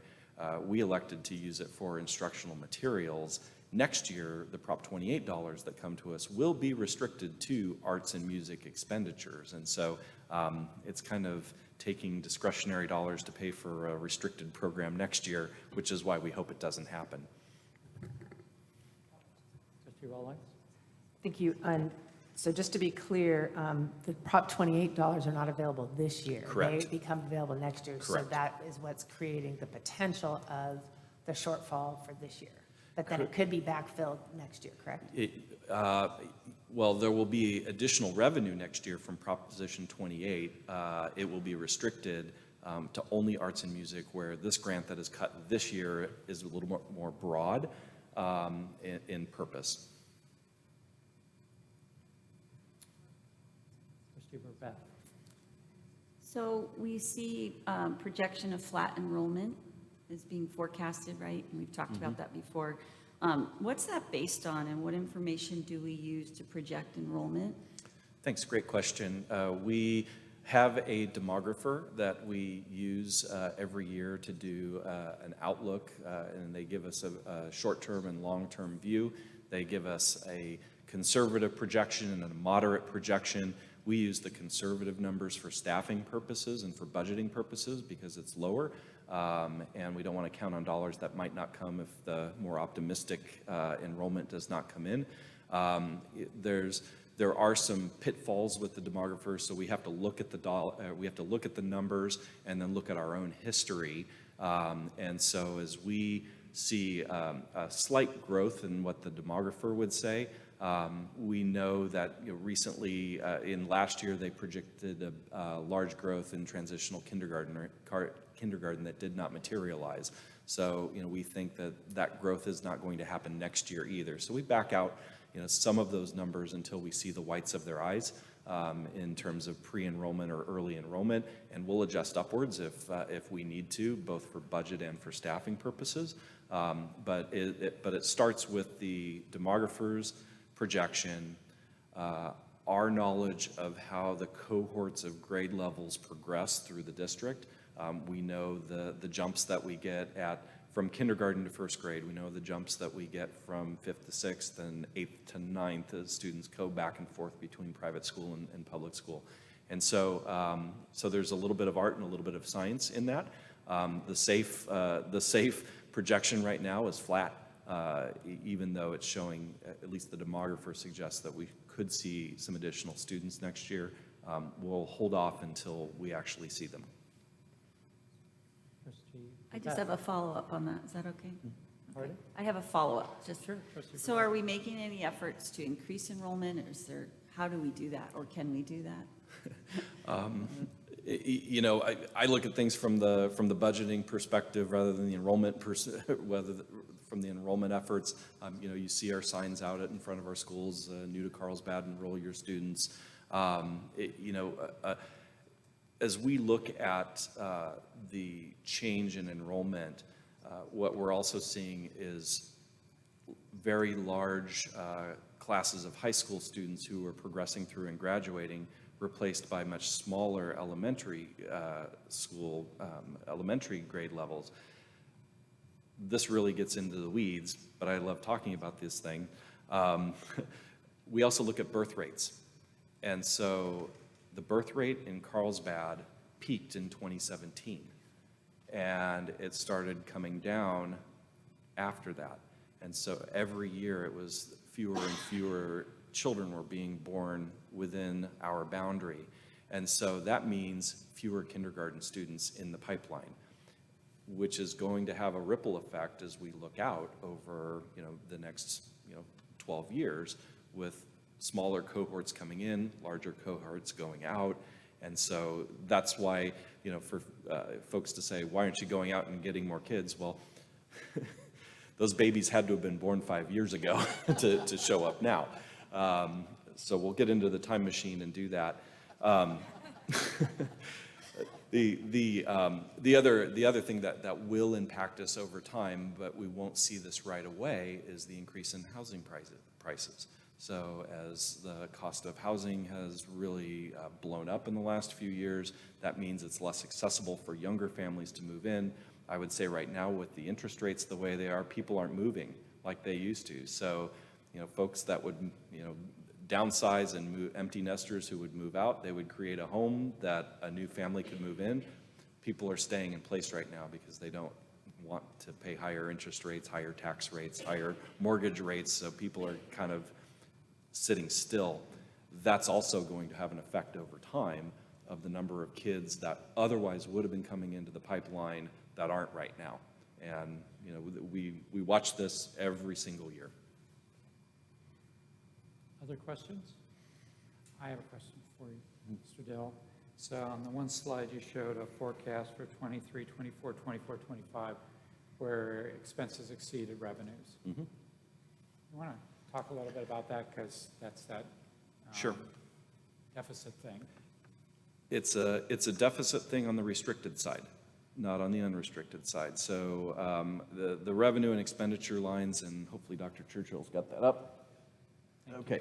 The blue and the green, that's all in. That's combined unrestricted and restricted. You can see in 22-23, so third from the end, an influx of revenue, which is more than our expenditures. That is restricted revenue by and large that has come in this year, for which we had no spending plan. The spending plan is really in the subsequent years. So dollars came in this year, we spend them next year. Surplus this year, deficit next year. But that is in that black bar of restricted ending balance. And that's why you see the black bar going down of our restricted revenue on these one-time multi-year programs that we're spending dollars received in 1 year over multiple years. It's a very acceptable type of deficit. It's not a structural deficit. It is an intentional spending plan. Thank you for that explanation. You're welcome. Clarifying. You're welcome. Trustee Rawlings. Thank you. On slide 13 and 14, can you explain why that the other amounts that are in the reserve are outside of the 10% cap? They are outside of the 10% cap because the way that the legislature wrote it was that the combined assigned and unassigned reserves shall not exceed 10% in the year following the reserve cap being triggered, which is this year. So the assigned is, well, first I'll say the unassigned would be the reserve for economic uncertainties. These are dollars that that the board has set a minimum of 5% threshold on. So we always take that 5% minimum reserve that the board requires, and we set that aside for any economic uncertainties. So those are not assigned to any purpose other than if something bad happens, we've got extra dollars. On top of that, we also have the assigned is essentially additional. Our assignments are extra reserves. So it's kind of like reserve plus. And so this is another 4% on top of that that we're carrying, and it's prudent to carry reserves, and it's well within that 10%. Actually, what we're showing is at 9% right now between the two, bottom assigned and economic uncertainties. The above lines, non-spendable, that's inventory and other cash that's locked down. The committed reserve, those are the board commitments that have been made in the past. So the reserve, the local control funding formula / basic aid reserve is an example of the committed reserve. The technology reserve, there's an instructional materials reserve. The board has said, set those dollars aside for these specific purposes. So those are committed. They do not count under the cap. So we count those dollars, and everything else is either assigned or unassigned, and that's below the green. I added the green line so that it was very clear what counts towards the cap and what doesn't. Trustee Rawlings. And my last question is you mentioned that we're trying to maintain some of the staffing, such as counselors and those types of things. Is that dependent upon the board continuing those commitments under the LCAP? So our recommendation will be to continue those services. We've heard from stakeholder groups. We anticipate that this will be an outcome, through the LCAP writing process, recognizing the value of the additional services that we have added over the last few years. And so that's why when we received the Learning Recovery Emergency Block Grant this year, and it came after we had already adopted the annual budget, and we looked at the purposes for which that could be spent, it really aligned nicely with the certificated staffing that we added in the last few years. So, under our analysis, we said we could take those dollars for 2 more years, pay for that under the Learning Recovery Emergency Block Grant, and it will be a continual process, in next year and the year after as we look out into the future. Are these still positions that we want to sustain above and beyond our core staffing? And if so, will we have either an ongoing funding source or another new one-time funding source to sustain that or not? And so those will be future budget discussions, but at least for the short term, we've identified for the next 2 years a way to sustain that staffing. Dr. Churchill? Yeah, I'll just add one thing on the LCAP process. You know, Mr. Dill and Dr. Nye, the team have identified, as Mr. Dill said, that restricted funding source, one-time funding source for the next couple of years. We've heard through some of our stakeholder outreach, and we've even had speakers here describe potentially a desire for more counseling support, right? That's where the LCAP process kicks in. Should the board, through that process, say, in excess of what we're budgeting for next year, we would like additional counselors, we would then go through the LCAP process to identify that as a need, and then find an offsetting cut somewhere else to pay for that new service, right? So that's the LCAP process in a nutshell, in my opinion. Well, if you want to do something other than what we're already proposing for next year, we can absolutely do that. We just need to find a way to pay for it. So that's my question is that, because currently in the current LCAP, we have the counselors and some of those other services that you were talking about. And the former board made that a priority. But what I'm hearing you say is staff heard that and has now adopted it in the budget so it's not necessarily dependent upon the board setting that as a LCAP priority at this point.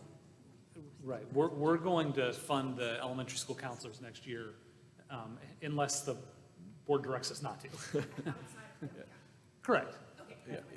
And what I would say is, you know, we're building the plan. We have not adopted anything. You know, we're still, you know, putting all of the puzzle pieces together. And, you know, the next step will be at the next work study session, you know, for us to watch that as we start to align, you know, services with available dollars. And, you know, I let these two worry about the services and the people. I find the way to pay for it. And then we'll talk to you in June. Any other questions? Okay, thanks again, Mr. Dill.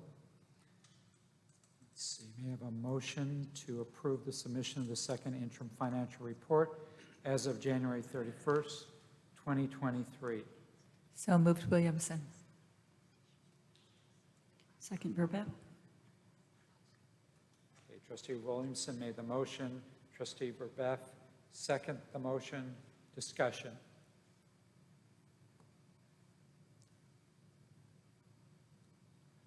Seeing no discussion, Ms. Garcia, please call for a vote. Trustee Williamson? Yes. Trustee Ward? Yes. Trustee Burbeck? Yes. Trustee Rawlings? Yes. Trustee Pearson? Yes. The motion passes 5-0. Thank you, Ms. Garcia.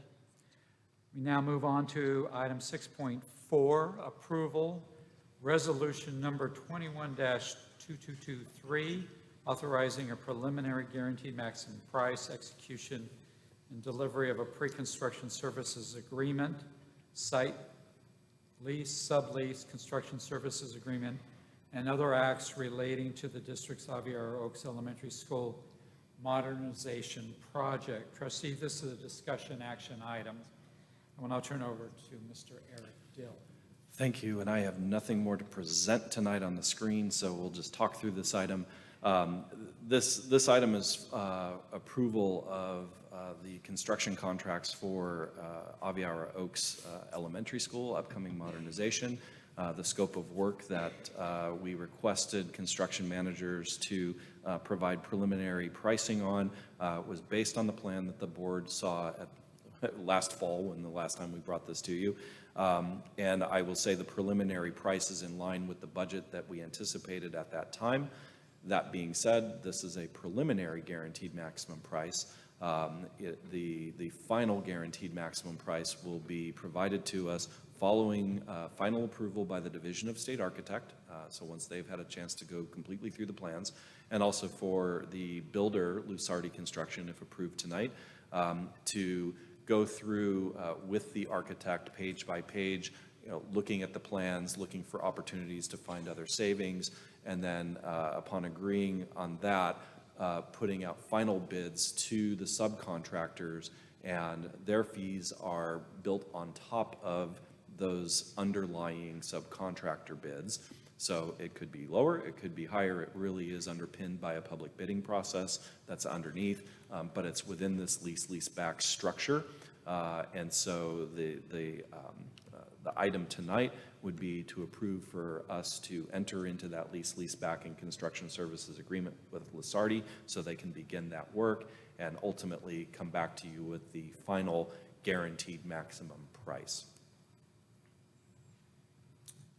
This is time for public comment. Have any blue cards been received? We have not received any blue cards for this item. Let's see, trustees, do you have any questions? I have one question, Mr. Dill. Kind of time frame on all this now? Yes, so assuming award tonight, this work would begin the day after school gets out. There are 2 increments on this project. Increment 1 is the interior modification of the 500 and 600 classroom buildings. And so those are 2 pods of classrooms where we'll be going in and doing the interior refresh because that is work that we can get approved by the Division of State Architect and does not require any grading or stormwater improvements, so we can get that work done over the summer, and it's a very fast project. We'll also be demolishing the 800s classroom building in preparation for reconstruction of a new permanent classroom building on that site. And so we would get all of that work done over the summer and then await the final approval of the remaining work by both DSA and the City of Carlsbad for stormwater and grading, with the anticipation that we would start back up during the next school year for a push to get this done by August of 2024. Thank you, Mr. Dell. Any other questions? Okay, may I have a motion to approve resolution number 21-2223, authorizing a preliminary guaranteed maximum price, execution and delivery of a pre-construction services agreement, site lease, sublease, construction services agreement, and other acts relating to the district's Aviara Oaks Elementary School Modernization Project? So moved, Williamson. Second, Rawlings. Okay, Trustee Williamson made the motion. Trustee Rawlings second the motion. Discussion. Seeing no discussion, Ms. Garcia, please call for a vote. Trustee Williamson? Yes. Trustee Ward? Yes. Trustee Burbeth? Yes. Trustee Rawlings? Yes. Trustee Pearson? Yes. Motion passes 5-0. Thank you. We now move on to item 6.5, presentation, bike and e-bike registration program partnership with Carlsbad Police. Trustees, this is an information discussion item. We'll now turn it over to Dr. Churchill. I'll turn it over to Dr. Nye. All right. Well, thank you very much, President Pearson, trustees, and Dr. Churchill. I'm joined tonight by Executive Director Evanson, who's been the point person on regards to this program that we're excited to announce tonight. A little bit of background around the certification program that we're proposing is that in 2022, in conjunction with Carlsbad Police Department, they adhered a coordinating working group consisting of officers and staff from CPD, along with school districts located in the city of Carlsbad. That included Carlsbad Unified School District, San Marcos Unified School District, Encinitas, and San Diego. The primary goal of that was to develop a bicycle and e-bike registration program for all students. And if you've been on our middle school, even our elementary school, and our high school campuses, you know that bicycles are quite the fad, and bicycle safety is a primary issue for our students. And so this was a welcomed opportunity for us to provide feedback and then partner with the city of Carlsbad. The task force researched and evaluated existing e-bike programs in the area, and they looked at potential training models, and they also reached out to the San Diego Bike Coalition. As of March 2023, 6 officers from the Carlsbad Police Department have been trained by the San Diego County Bicycle Coalition, and they've developed a new safety course for our students and for the students in the other 3 districts that I mentioned. So what we're proposing tonight is for the 2023-2024 school year, students would be required to apply for a permit to ride a bicycle or an electric bike onto school grounds.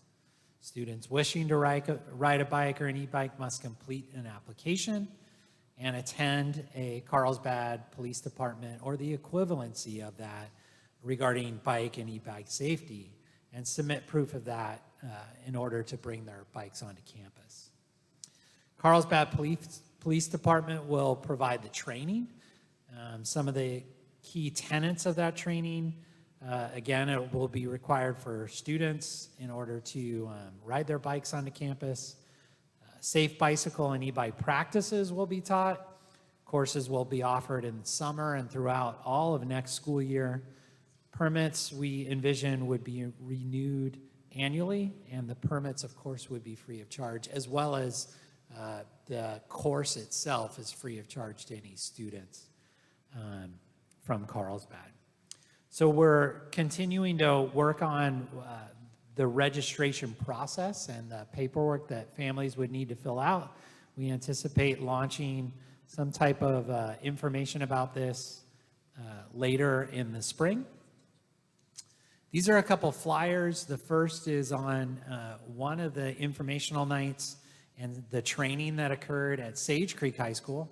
So we used Carlsbad police officers to come in and train voluntarily students that wanted to come into Sage Creek High School and receive the training.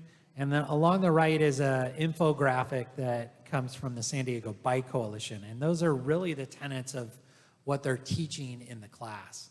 We've also linked the presentation link of the training itself. And so that's down at the bottom of the slide deck, and that'll be for public use. They can see exactly what's being taught. Again, really the tenets are along the right-hand side. So rules and road rules, where to ride, passengers, talks about the importance of helmets, signs and signals, visibility, are all key tenets. So with that, turn it back over to President Pearson, and then we're happy to answer any questions that you have. This is time for public comment. We have received 2 blue cards. When I call your name, please come to the podium, state your name, and indicate whether or not you live within the boundaries of the school district. You will have 3 minutes. We have the timer on the screen, and your mic will be muted when your time has expired. The first speaker is Scott Davison.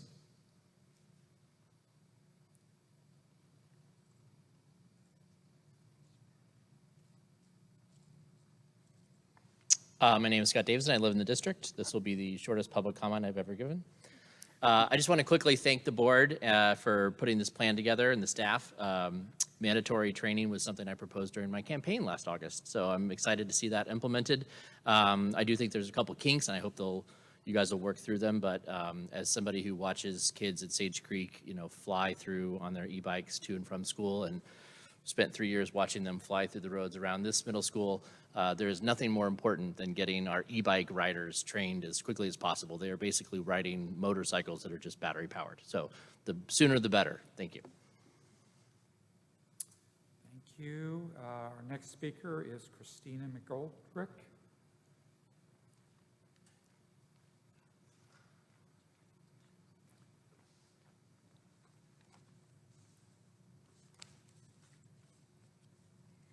Good evening. My name is Christina McGoldrick, and I have been a homeowner, taxpayer, and parent of 3 in District 2 of Carlsbad for 8 years. The core purpose of Agenda Item 6.5 is safety. Assembly Bill 2028 was signed into law in July 2022 by Governor Newsom, which allows school district boards to provide time and facilities to any local law enforcement agency to provide bicycle safety instruction. Assembly Bill 1946 was signed into law in August 2022 by Governor Newsom, which specifically gives the California Highway Patrol the legislative jurisdiction and funding to teach bicycle safety in public schools via the Department of Transportation. The CHP has repeatedly offered bike rodeo education programs to all of the schools in San Diego County, and only 3 have participated in North County. None of the participating schools were in Carlsbad. In August 2022, the city of Carlsbad declared an e-bike state of emergency, which is still in effect. In November 2022, the Carlsbad Police Department won a state grant for over $100,000 to increase traffic safety programs in the hope of reducing the number of serious injuries and deaths on local roads. They have played a critical, necessary, and commendable role in keeping children safe as they travel to and from school every day in Carlsbad. In December 2022, a public records request for the Carlsbad Police Department pilot program, where e-bike tickets were given the option of paying the fine versus education completed in lieu of the fine, showed that for the dates of January 2019 through November 2022, 175 e-bike tickets were given. However, only 83 participants completed the bike education course in lieu of paying the fine, a 47% education participation rate. In 2023, the City of Carlsbad began providing after-school and weekend education classes for residents, families, and minors as a part of the ongoing e-bike state of emergency. While the City of Carlsbad has launched an incredible campaign and put forth a commendable effort in trying to educate its residents, in some cases, the after-school student attendance is extremely low. One school site had less than 5 students sign up for the after-school class, whereas when a grade-level assembly was held during school hours, it had over 95% attendance. Being able to offer this education curriculum during school hours is critical to the success of educating the minors that use public roads every day to travel to and from school. Agenda item 6.5 is a safety item that can provide education for all grades of middle schoolers and high schoolers that have not yet obtained a driver's license. It is important that we take advantage of all available and state-funded resources that have been set aside for public schools. Both the CHP, the Carlsbad Police Department, and the San Diego Bike Coalition can work together to achieve this goal in the fall of 2023 and all subsequent academic school years. If the beginning of the school year is too busy, one option for scheduling is after the required state testing completed in May. Teachers are often looking for activities to fill the time during the last days of the school year. This would allow the students to be prepared for the next academic school year. Thank you for your time and consideration. Thank you. Staff, do you have anything to add? No, not at this time. Okay. Trustees, do you have any questions? Trustee Rawlings. Yes, has staff received any information from the Highway Patrol grants that are available as they were developing this plan? We've heard that the Highway Patrol has this money. We have not reached out to them directly, in my knowledge, to get more information about it, but we certainly will. Trustee Williamson. What if a student rides a bike to school and doesn't have a permit next fall? I would answer that the same way if, a student parks a car onto, brings a car onto campus and parks it in our lot and doesn't have the proper permitting.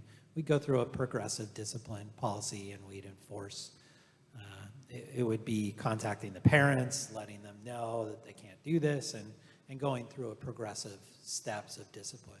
If it continually happened, at some point in time, we'd probably preclude the student from bringing a bike onto our campus.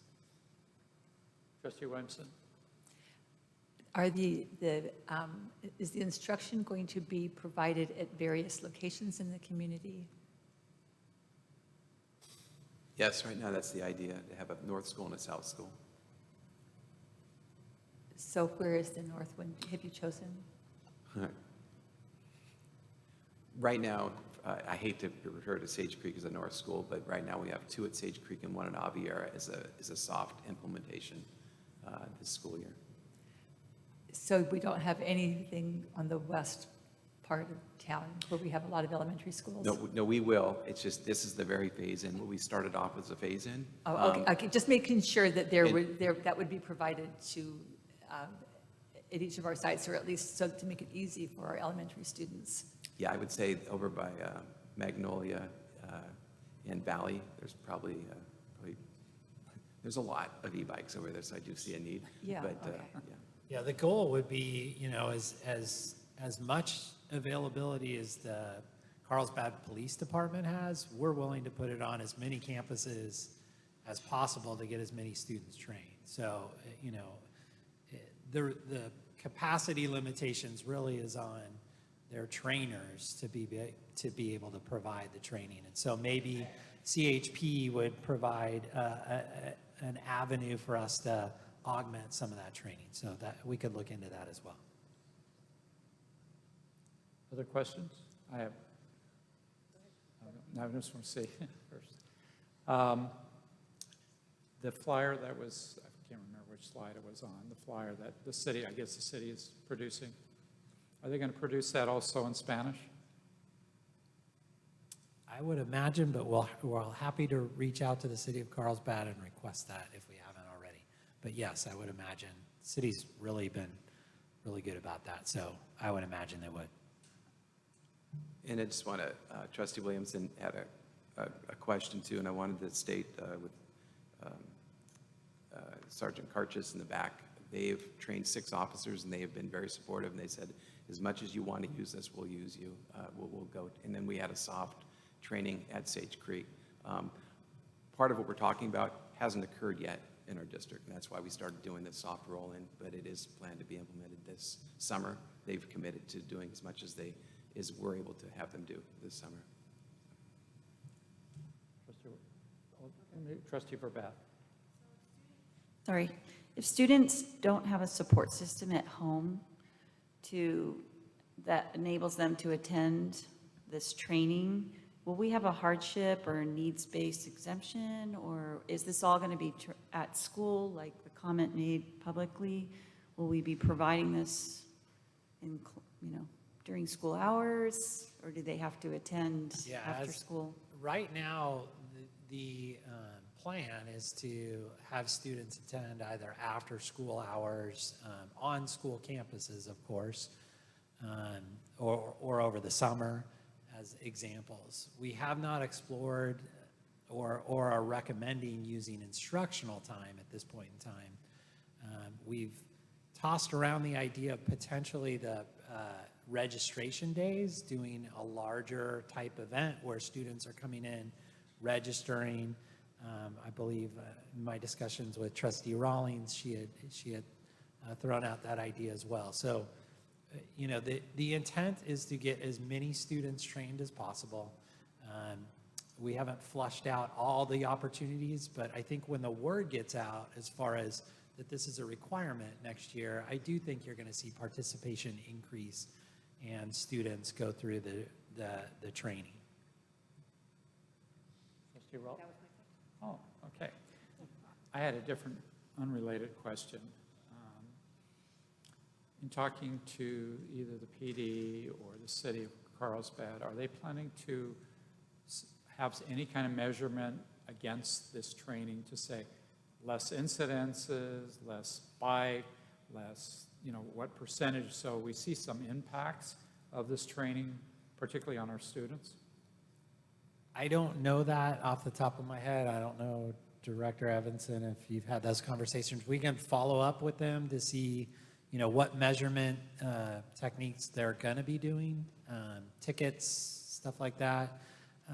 But no, I don't know that off the top of my head what they're going to use to measure the effectiveness of the program. Let me ask our trustees if they're interested in finding out if, pardon?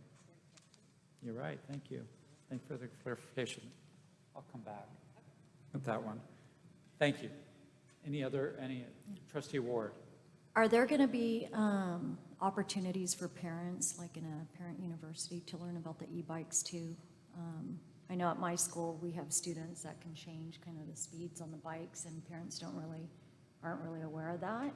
So I think that training would be nice for Yeah, and that's a parents as great well. suggestion. I don't know if we did any e-bike training this year or not through Parent University, but it's certainly something, if we didn't do it this year, we could certainly do it next year.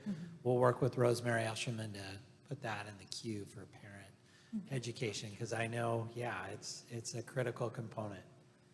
It's likely the March 16th Parent University that's focused on the topic of safer streets together, it's likely that some of this will be covered there.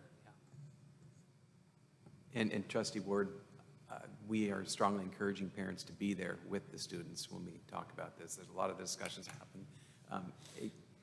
It does start at home. That's where the bike came from.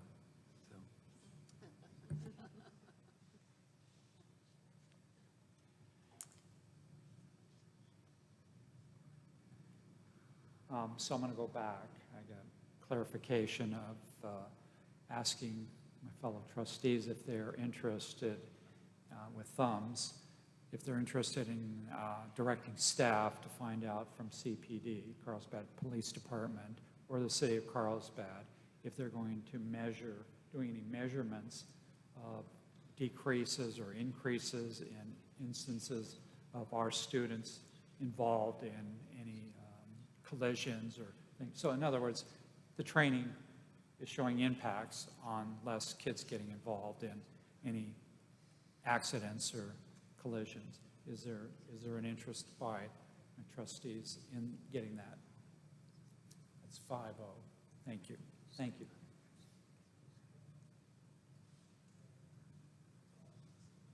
Trustee Rawlings.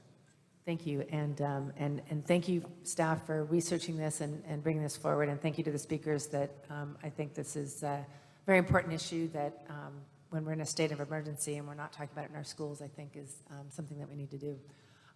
But I did want to see if my fellow trustees would be interested in also directing staff to research at least one time frame that could be available during the school day to offer this class. So I want to see if there's at least 3 thumbs for that.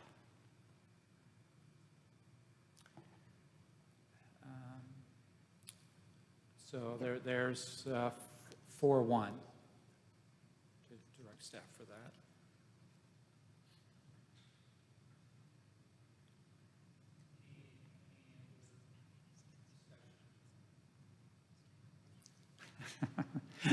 Any other discussion? Okay. I'm sorry, Mr. Pearson, if I could just say thank you to Mr. Evanson. Executive Director Evanson has really been the lead on our staff on making this happen, and he's put in a ton of work on it. He's our liaison with the Carlsbad Police Department, and in addition to doing many things very well, he's a very busy guy, and he's still prioritized making this happen. So thank you, sir. Thank you. And Sergeant Karchis in the back. And Sergeant Karchis. Thank you. Any other discussion on this item? Okay. Item 6.6, approval of 2022-23 transportation plan. Trustees, this is a discussion action item. I'll turn over to Mr. Dill. Thank you. As part of the 22-23 State Budget Act, the state, for the first time since the 80s, increased funding for transportation for school districts. For many decades, this district was locked in at $137,000 a year in state transportation funding. Now, there's none of that for that. Meanwhile, last year our cost to provide services solely for students with disabilities was $2.7 million.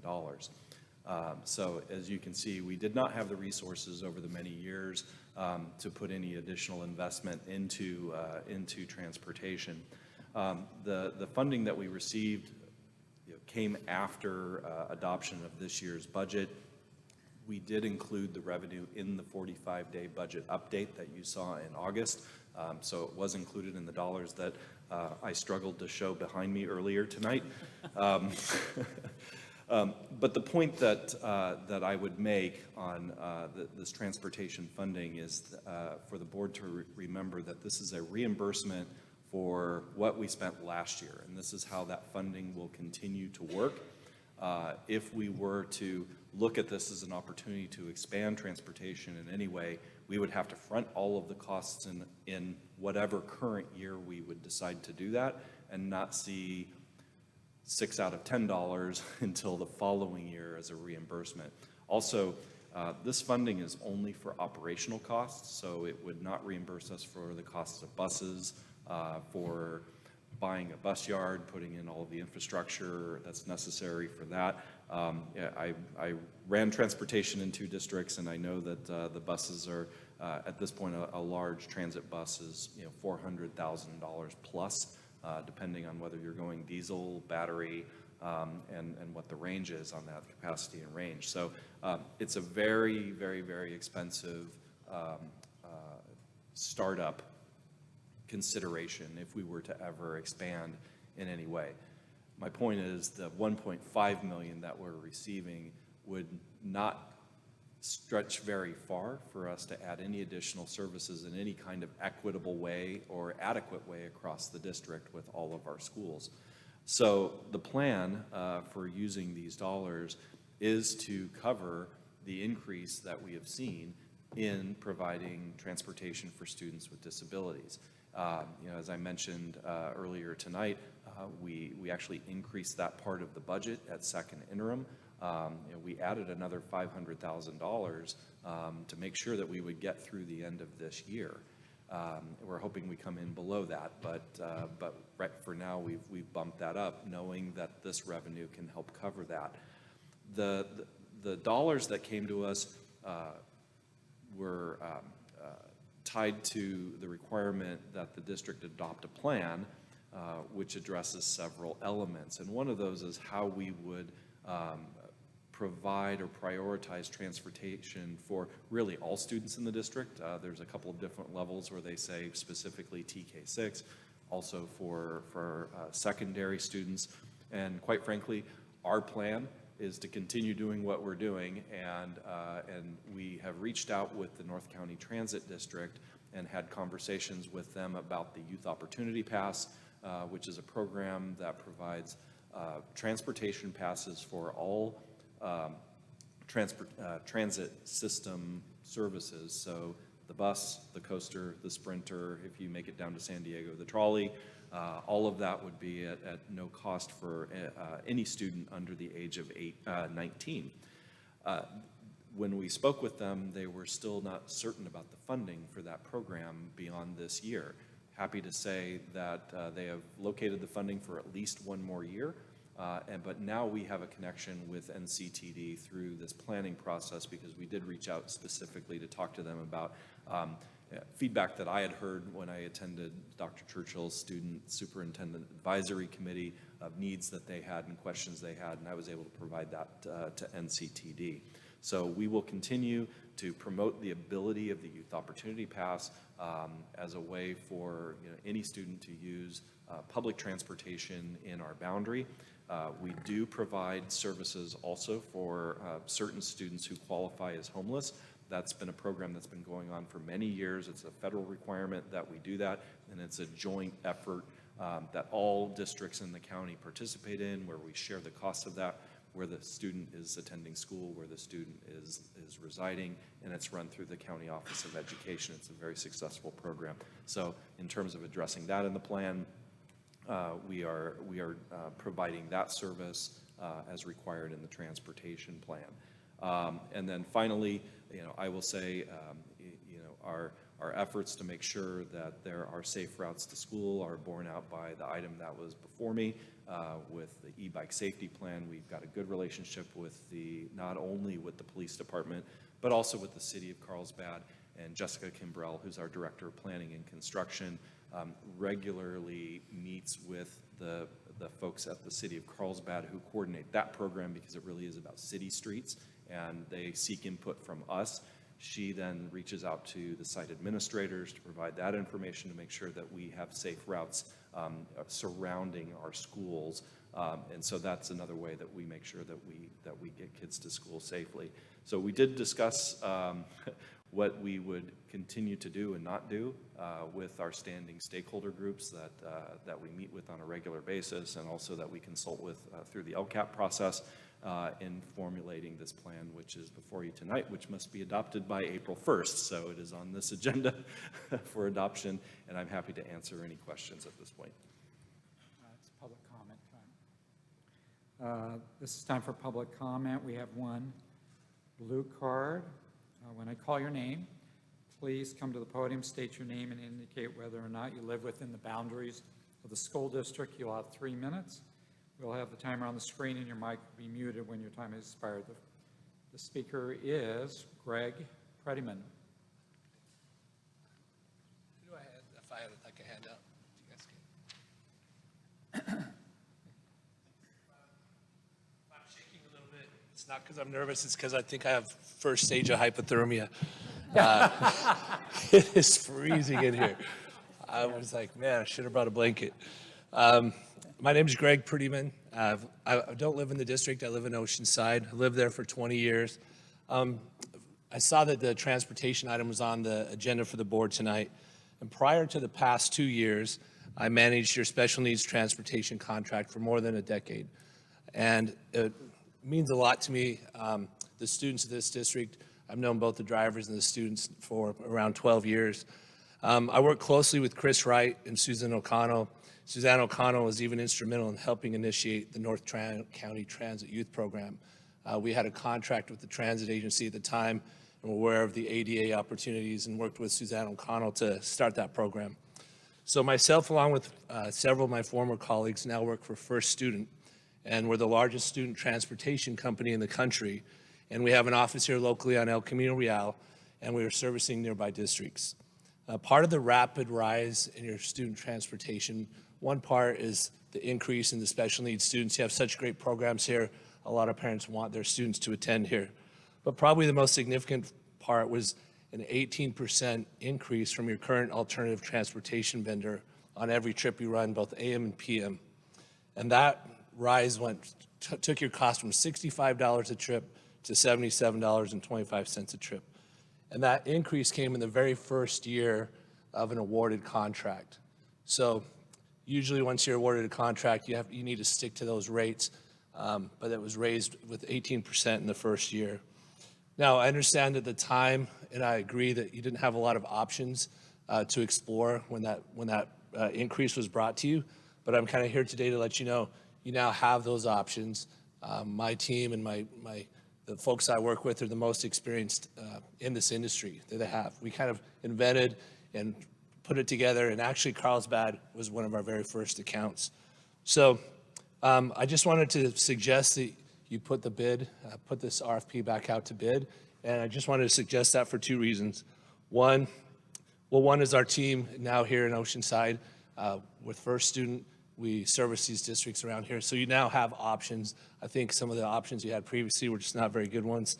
And the previous RFP you issued was really well crafted and among some of the better RFPs we've seen around districts. So I don't think you would need to reinvent the wheel or put in a lot of time and effort. You could simply just reissue that RFP. Worst case scenario, you continue with the current vendor at your current rates, or best case scenario, you find new opportunity, new vendors in the area that can help you reduce some of those rates. So that's why I wanted to share with you guys tonight. Thank you for your time. Thank you. Staff, do you have anything to add? I'll just say that we're always looking at ways to work with our vendors, and we have gone out to bid in the past. When we've determined that it was time to do so. Over the last few years, we've changed a number of times, and so there's always a balance between continuity and price, and so we have had some meetings with our current vendor and expressed issues related to cost. We're looking to evaluate the responses to those, and at some point we'll determine whether or not it's time to go out for another bid or not, and when it's time, we will do so. Thank you, Mr. Dill. Trustees, do you have any questions? Trustee Rawlings. When is our contract up for that transportation? So we have options to renew.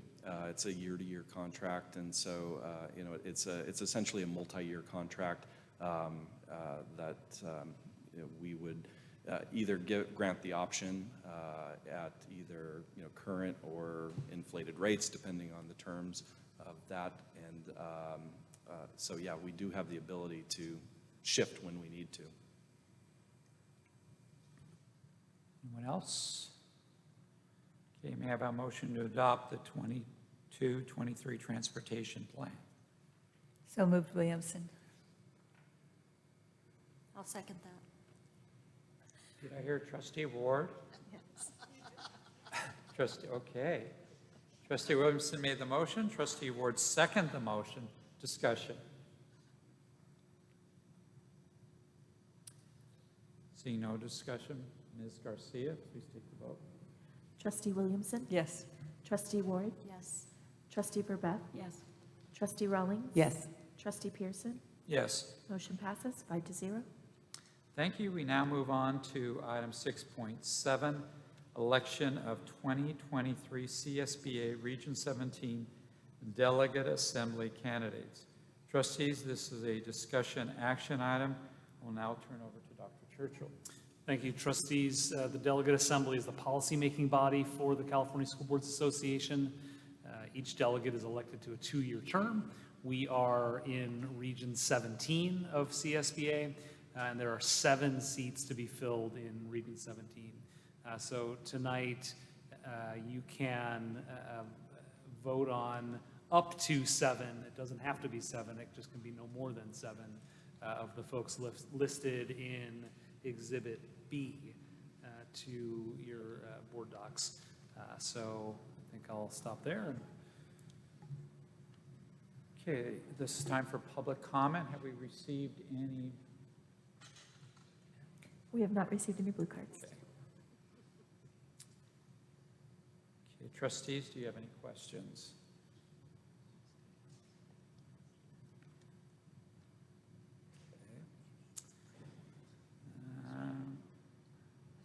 For discussion purposes, I'll make a motion to approve up to 7 candidates for the 2023 CSBA Region 17 Delegate Assembly. Following discussion, I'll amend my motion to specifically name the candidates.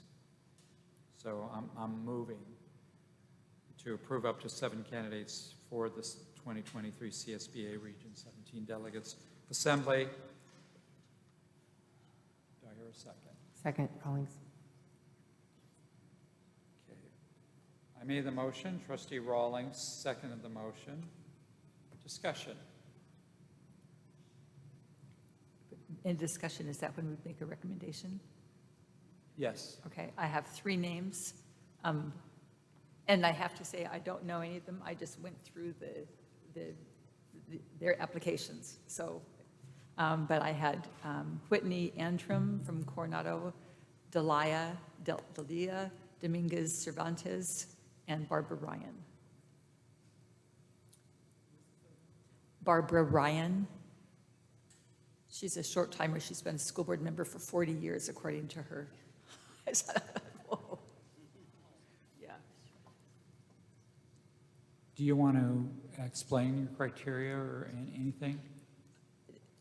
They just resonated with me. All I can say is that they said things that I felt were good for kids and would represent our community.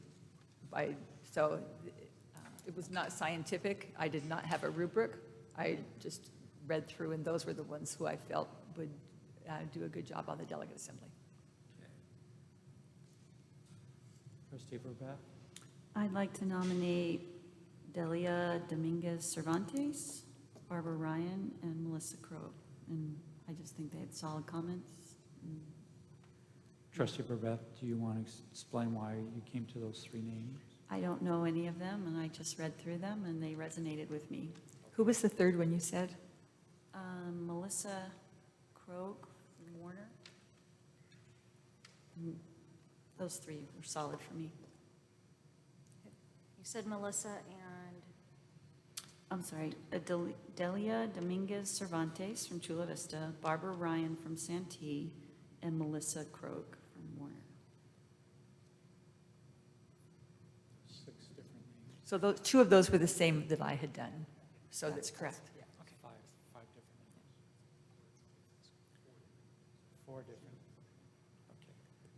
Okay. We have 4 different names. I have a recommendation too. Trustee Ward. Whitney Antrim, Kate Bishop, Delia Dominguez, Eva Lopez Zepeda, Cipriano Vargas, and Katrina Young. Who was the second one you said? Kate Bishop. And my recommendation, I'm familiar with their work and their advocacy for students, and some of them I know better than others in the work that they've done.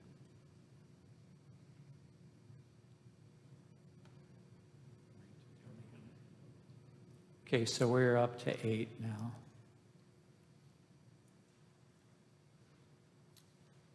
Any other recommendations?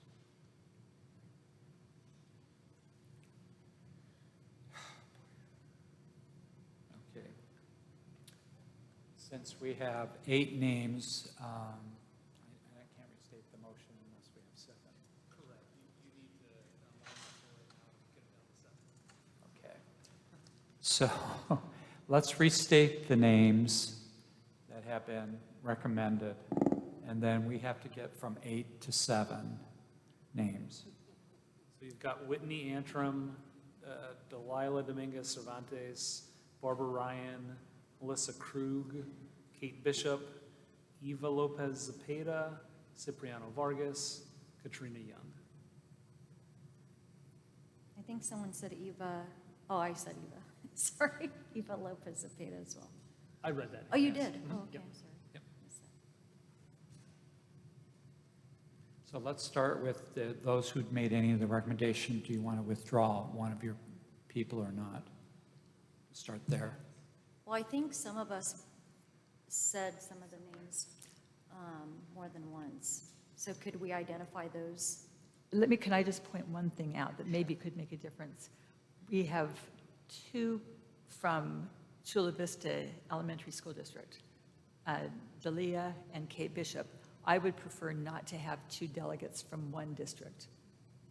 That typically, I think that's kind of been a standard. So, and I believe that Dalia received like either 2 or 3 recommendations, and I don't know how many. Anyway, so that's just one thing that we could easily whittle down to 7 and move forward, if everyone's agreeable with that. Does that work? Yeah, I agree Will with that. that work for everybody? Okay, let's first, Dr. Churchill, capture that. And then we'll repeat, once Dr. Churchill captures that, we'll repeat the 7 names. And then I'll restate the motion with the 7 names. So Whitney Antrim, Dalia Dominguez Cervantes, Barbara Ryan, Melissa Krug, Eva Lopez Zepeda, Cipriano Vargas, Katrina Young. Okay, so I'm going to restate the motion. I don't have them to memory. With those 7 that Dr. Churchill just said, to approve those following candidates for 2023 CSBA Region 7 Delegates Assembly. Do I have a second? So moved, Rawlings. Second, Rawlings. Do we have any further discussion on that motion? No. Everybody fine? Okay. Ms. Garcia, please call for a vote. Trustee Williamson? Yes. Trustee Ward? Yes. Trustee Verbeck? Yes. Trustee Rawlings? Yes. Trustee Pearson? Yes. Motion passes 5-0. Okay, thank you. Okay, item 6.8, approval public comment on consent calendar items. Trustees, this is a discussion action item. We'll now turn over to Dr. Churchill. Thank you. That last item was a demonstration of the high functioning of this board, and I expect that this item will as well. No pressure. No pressure. So Trustee Williamson made a request at the last meeting for us to discuss the protocol for public comment on consent calendar items. At our last meeting, it was perhaps the first time that I can recall that we had folks speaking on, wishing to speak on multiple consent calendar items. So tonight, staff would simply ask that you come to some agreement as to how we'll handle that, and we'll move forward accordingly. I'm happy to make a recommendation if it helps move the conversation along, but I'll turn it back to you, Mr. Pearson. This is time for public comment. Have we received any blue cards? There are no blue cards. Trustees, do you have any questions?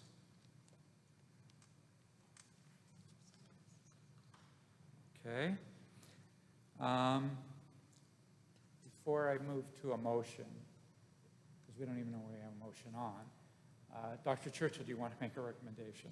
My recommendation would be to allow individuals to pull speaker cards on multiple closed session, consent calendar items, and have the opportunity to speak to each of those items.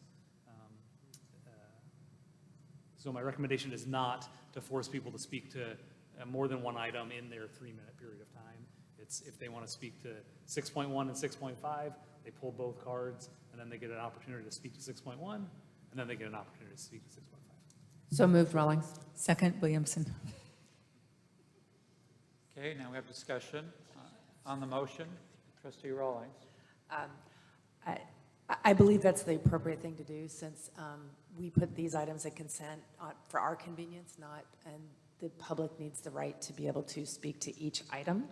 And also, there may be, as we saw in the last meeting, there may be multiple speaker cards on one item and only one for a different item. And so they may end up with 1 minute for this item, but then they should get their full 3 minutes for the second item. So I'm not trying to add to my workload and plate, but ultimately I think that that's the fair thing to do, and I think that this is the intent of having these items in consent. It's for our convenience, and we need to give the public that opportunity. So that's why I made the motion. Trustees, any other discussion? Trustee Williamson. As I'm thinking through this, and I agree with that, and which is why I wanted it brought back, because we didn't allow it. So if there are a lot of speakers and someone pulls a card for several items, okay, so now let me think about it. So for each item, we could have up to 20 minutes on the consent calendar. Okay, all right, then, yeah.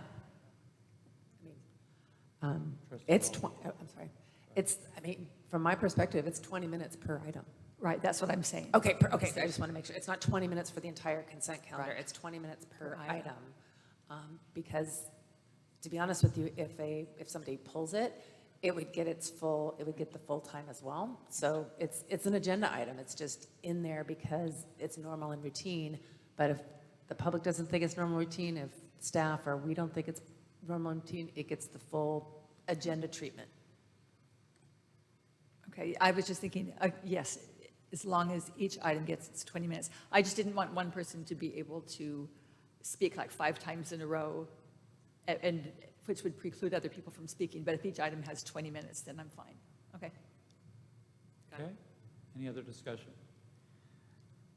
Ms. Garcia, please call for a vote. Trustee Williamson? Yes. Trustee Ward? Yes. Trustee Verbeff? Yes. Trustee Rawlings? Yes. Trustee Pearson? Yes. Motion passes 5-0. Thank you. We now move on to Part 7, Consent Calendar. All matters listed on the consent calendar are considered by the board to be routine and will be enacted by the board in one motion. There will be no discussion on these items prior to the time the board votes on the motion unless there is a board request for one or more specific items to be removed from the consent calendar for discussion. This is time for public comment. Haven't we received any blue cards? We have not received any blue cards. May I have a motion to approve the consent calendar? So moved, Williamson.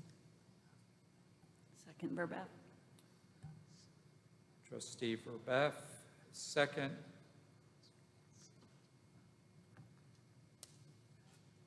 Okay. Ms. Garcia, please call for a vote. Trustee Williamson? Yes. Trustee Ward? Trustee Verbeff? Yes. Trustee Rawlings? Yes. Trustee Pearson? Yes. Motion passes 5-0. Thank you. We now move on to Part A, Governance Team Reports and Request. Are there any governance team reports?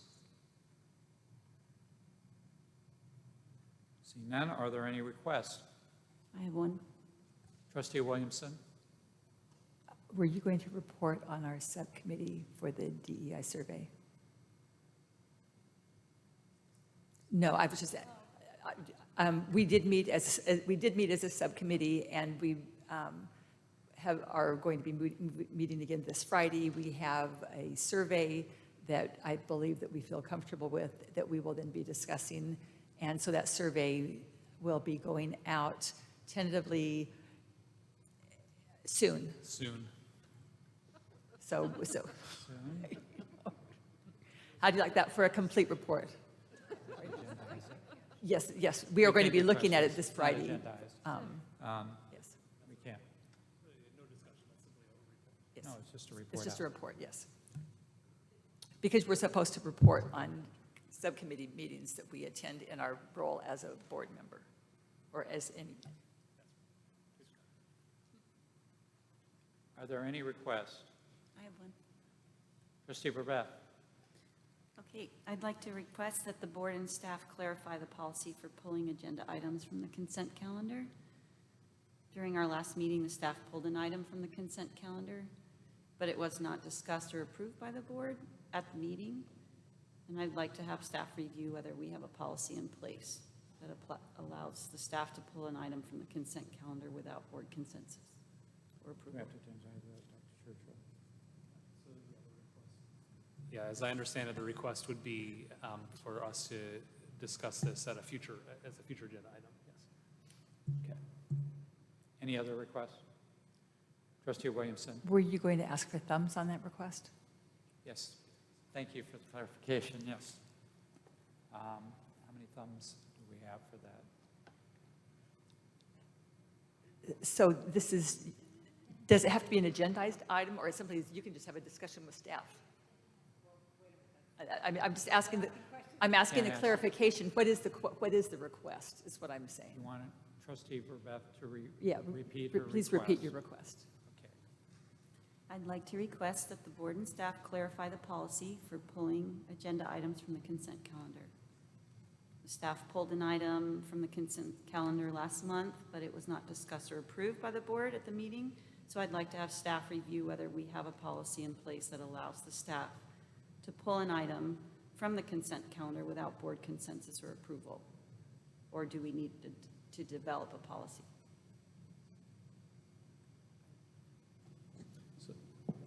Can't.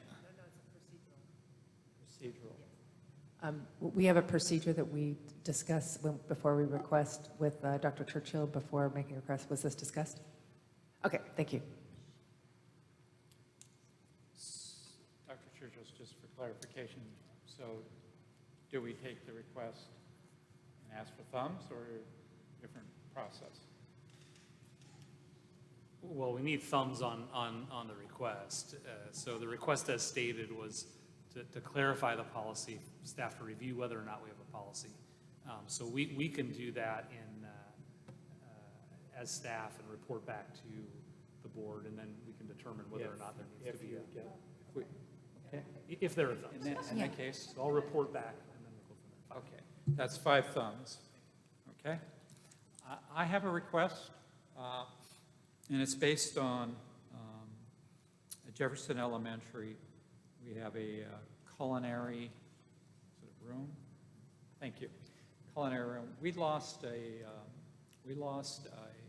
person in the barrio who really cared about kids and actually cared about, over the years, always was advocating for kids to get involved in culinary science. And her name was Ophie Escobedo. And I remember having multiple conversations, so when are you going to get kids to learn about cooking and things like that? So my request is that, I'm probably not going to say, so I may need a little help here, Dr. Churchill. My request is that we have a subcommittee to determine how to do naming of facilities,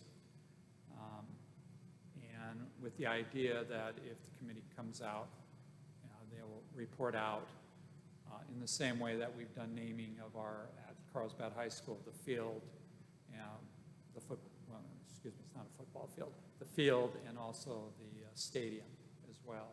So my request is to ask all of you if you're interested in having a subcommittee to actually look at how to do naming of like rooms at Jefferson Elementary School. So, Mr. Pearson, just as a point of clarification, we have a policy. We do? We do, yes, yes. So, then my request is, then should I ask the request about naming it? Yeah. Or would that have to be agendized? Yeah, the request, as I understood it when we discussed it, was you'd be requesting that we bring back as an agenda item. On the naming of the culinary room after Ophias Cabello. Thank you. Okay. And I did not run this by Dr. Churchill because I didn't know it was coming in a request. I would like to make a request that the survey, the DE&I survey come before the board, or at least be put into a report to the board prior to going out to the public. We would do that anyways. Oh, okay. Any other requests? Trustee Ward, I don't have a request, but a question. Am I allowed to ask a question? is this a clarification? Yes, I think so. That policy, so the Naming. naming, thank you. So that's an agendized item that for later that you're going to bring back? Okay, and the policy, can that be shared at that time too? So we know what it is, okay. Okay. It is, let's see if my watch is right. It's 9:11 and the regular meeting is now adjourned. Our next regular meeting will take place on April 26, 2023 at 6 p.m. The meeting will be held at the Carlsbad Unified School District office. Thank you all for attending.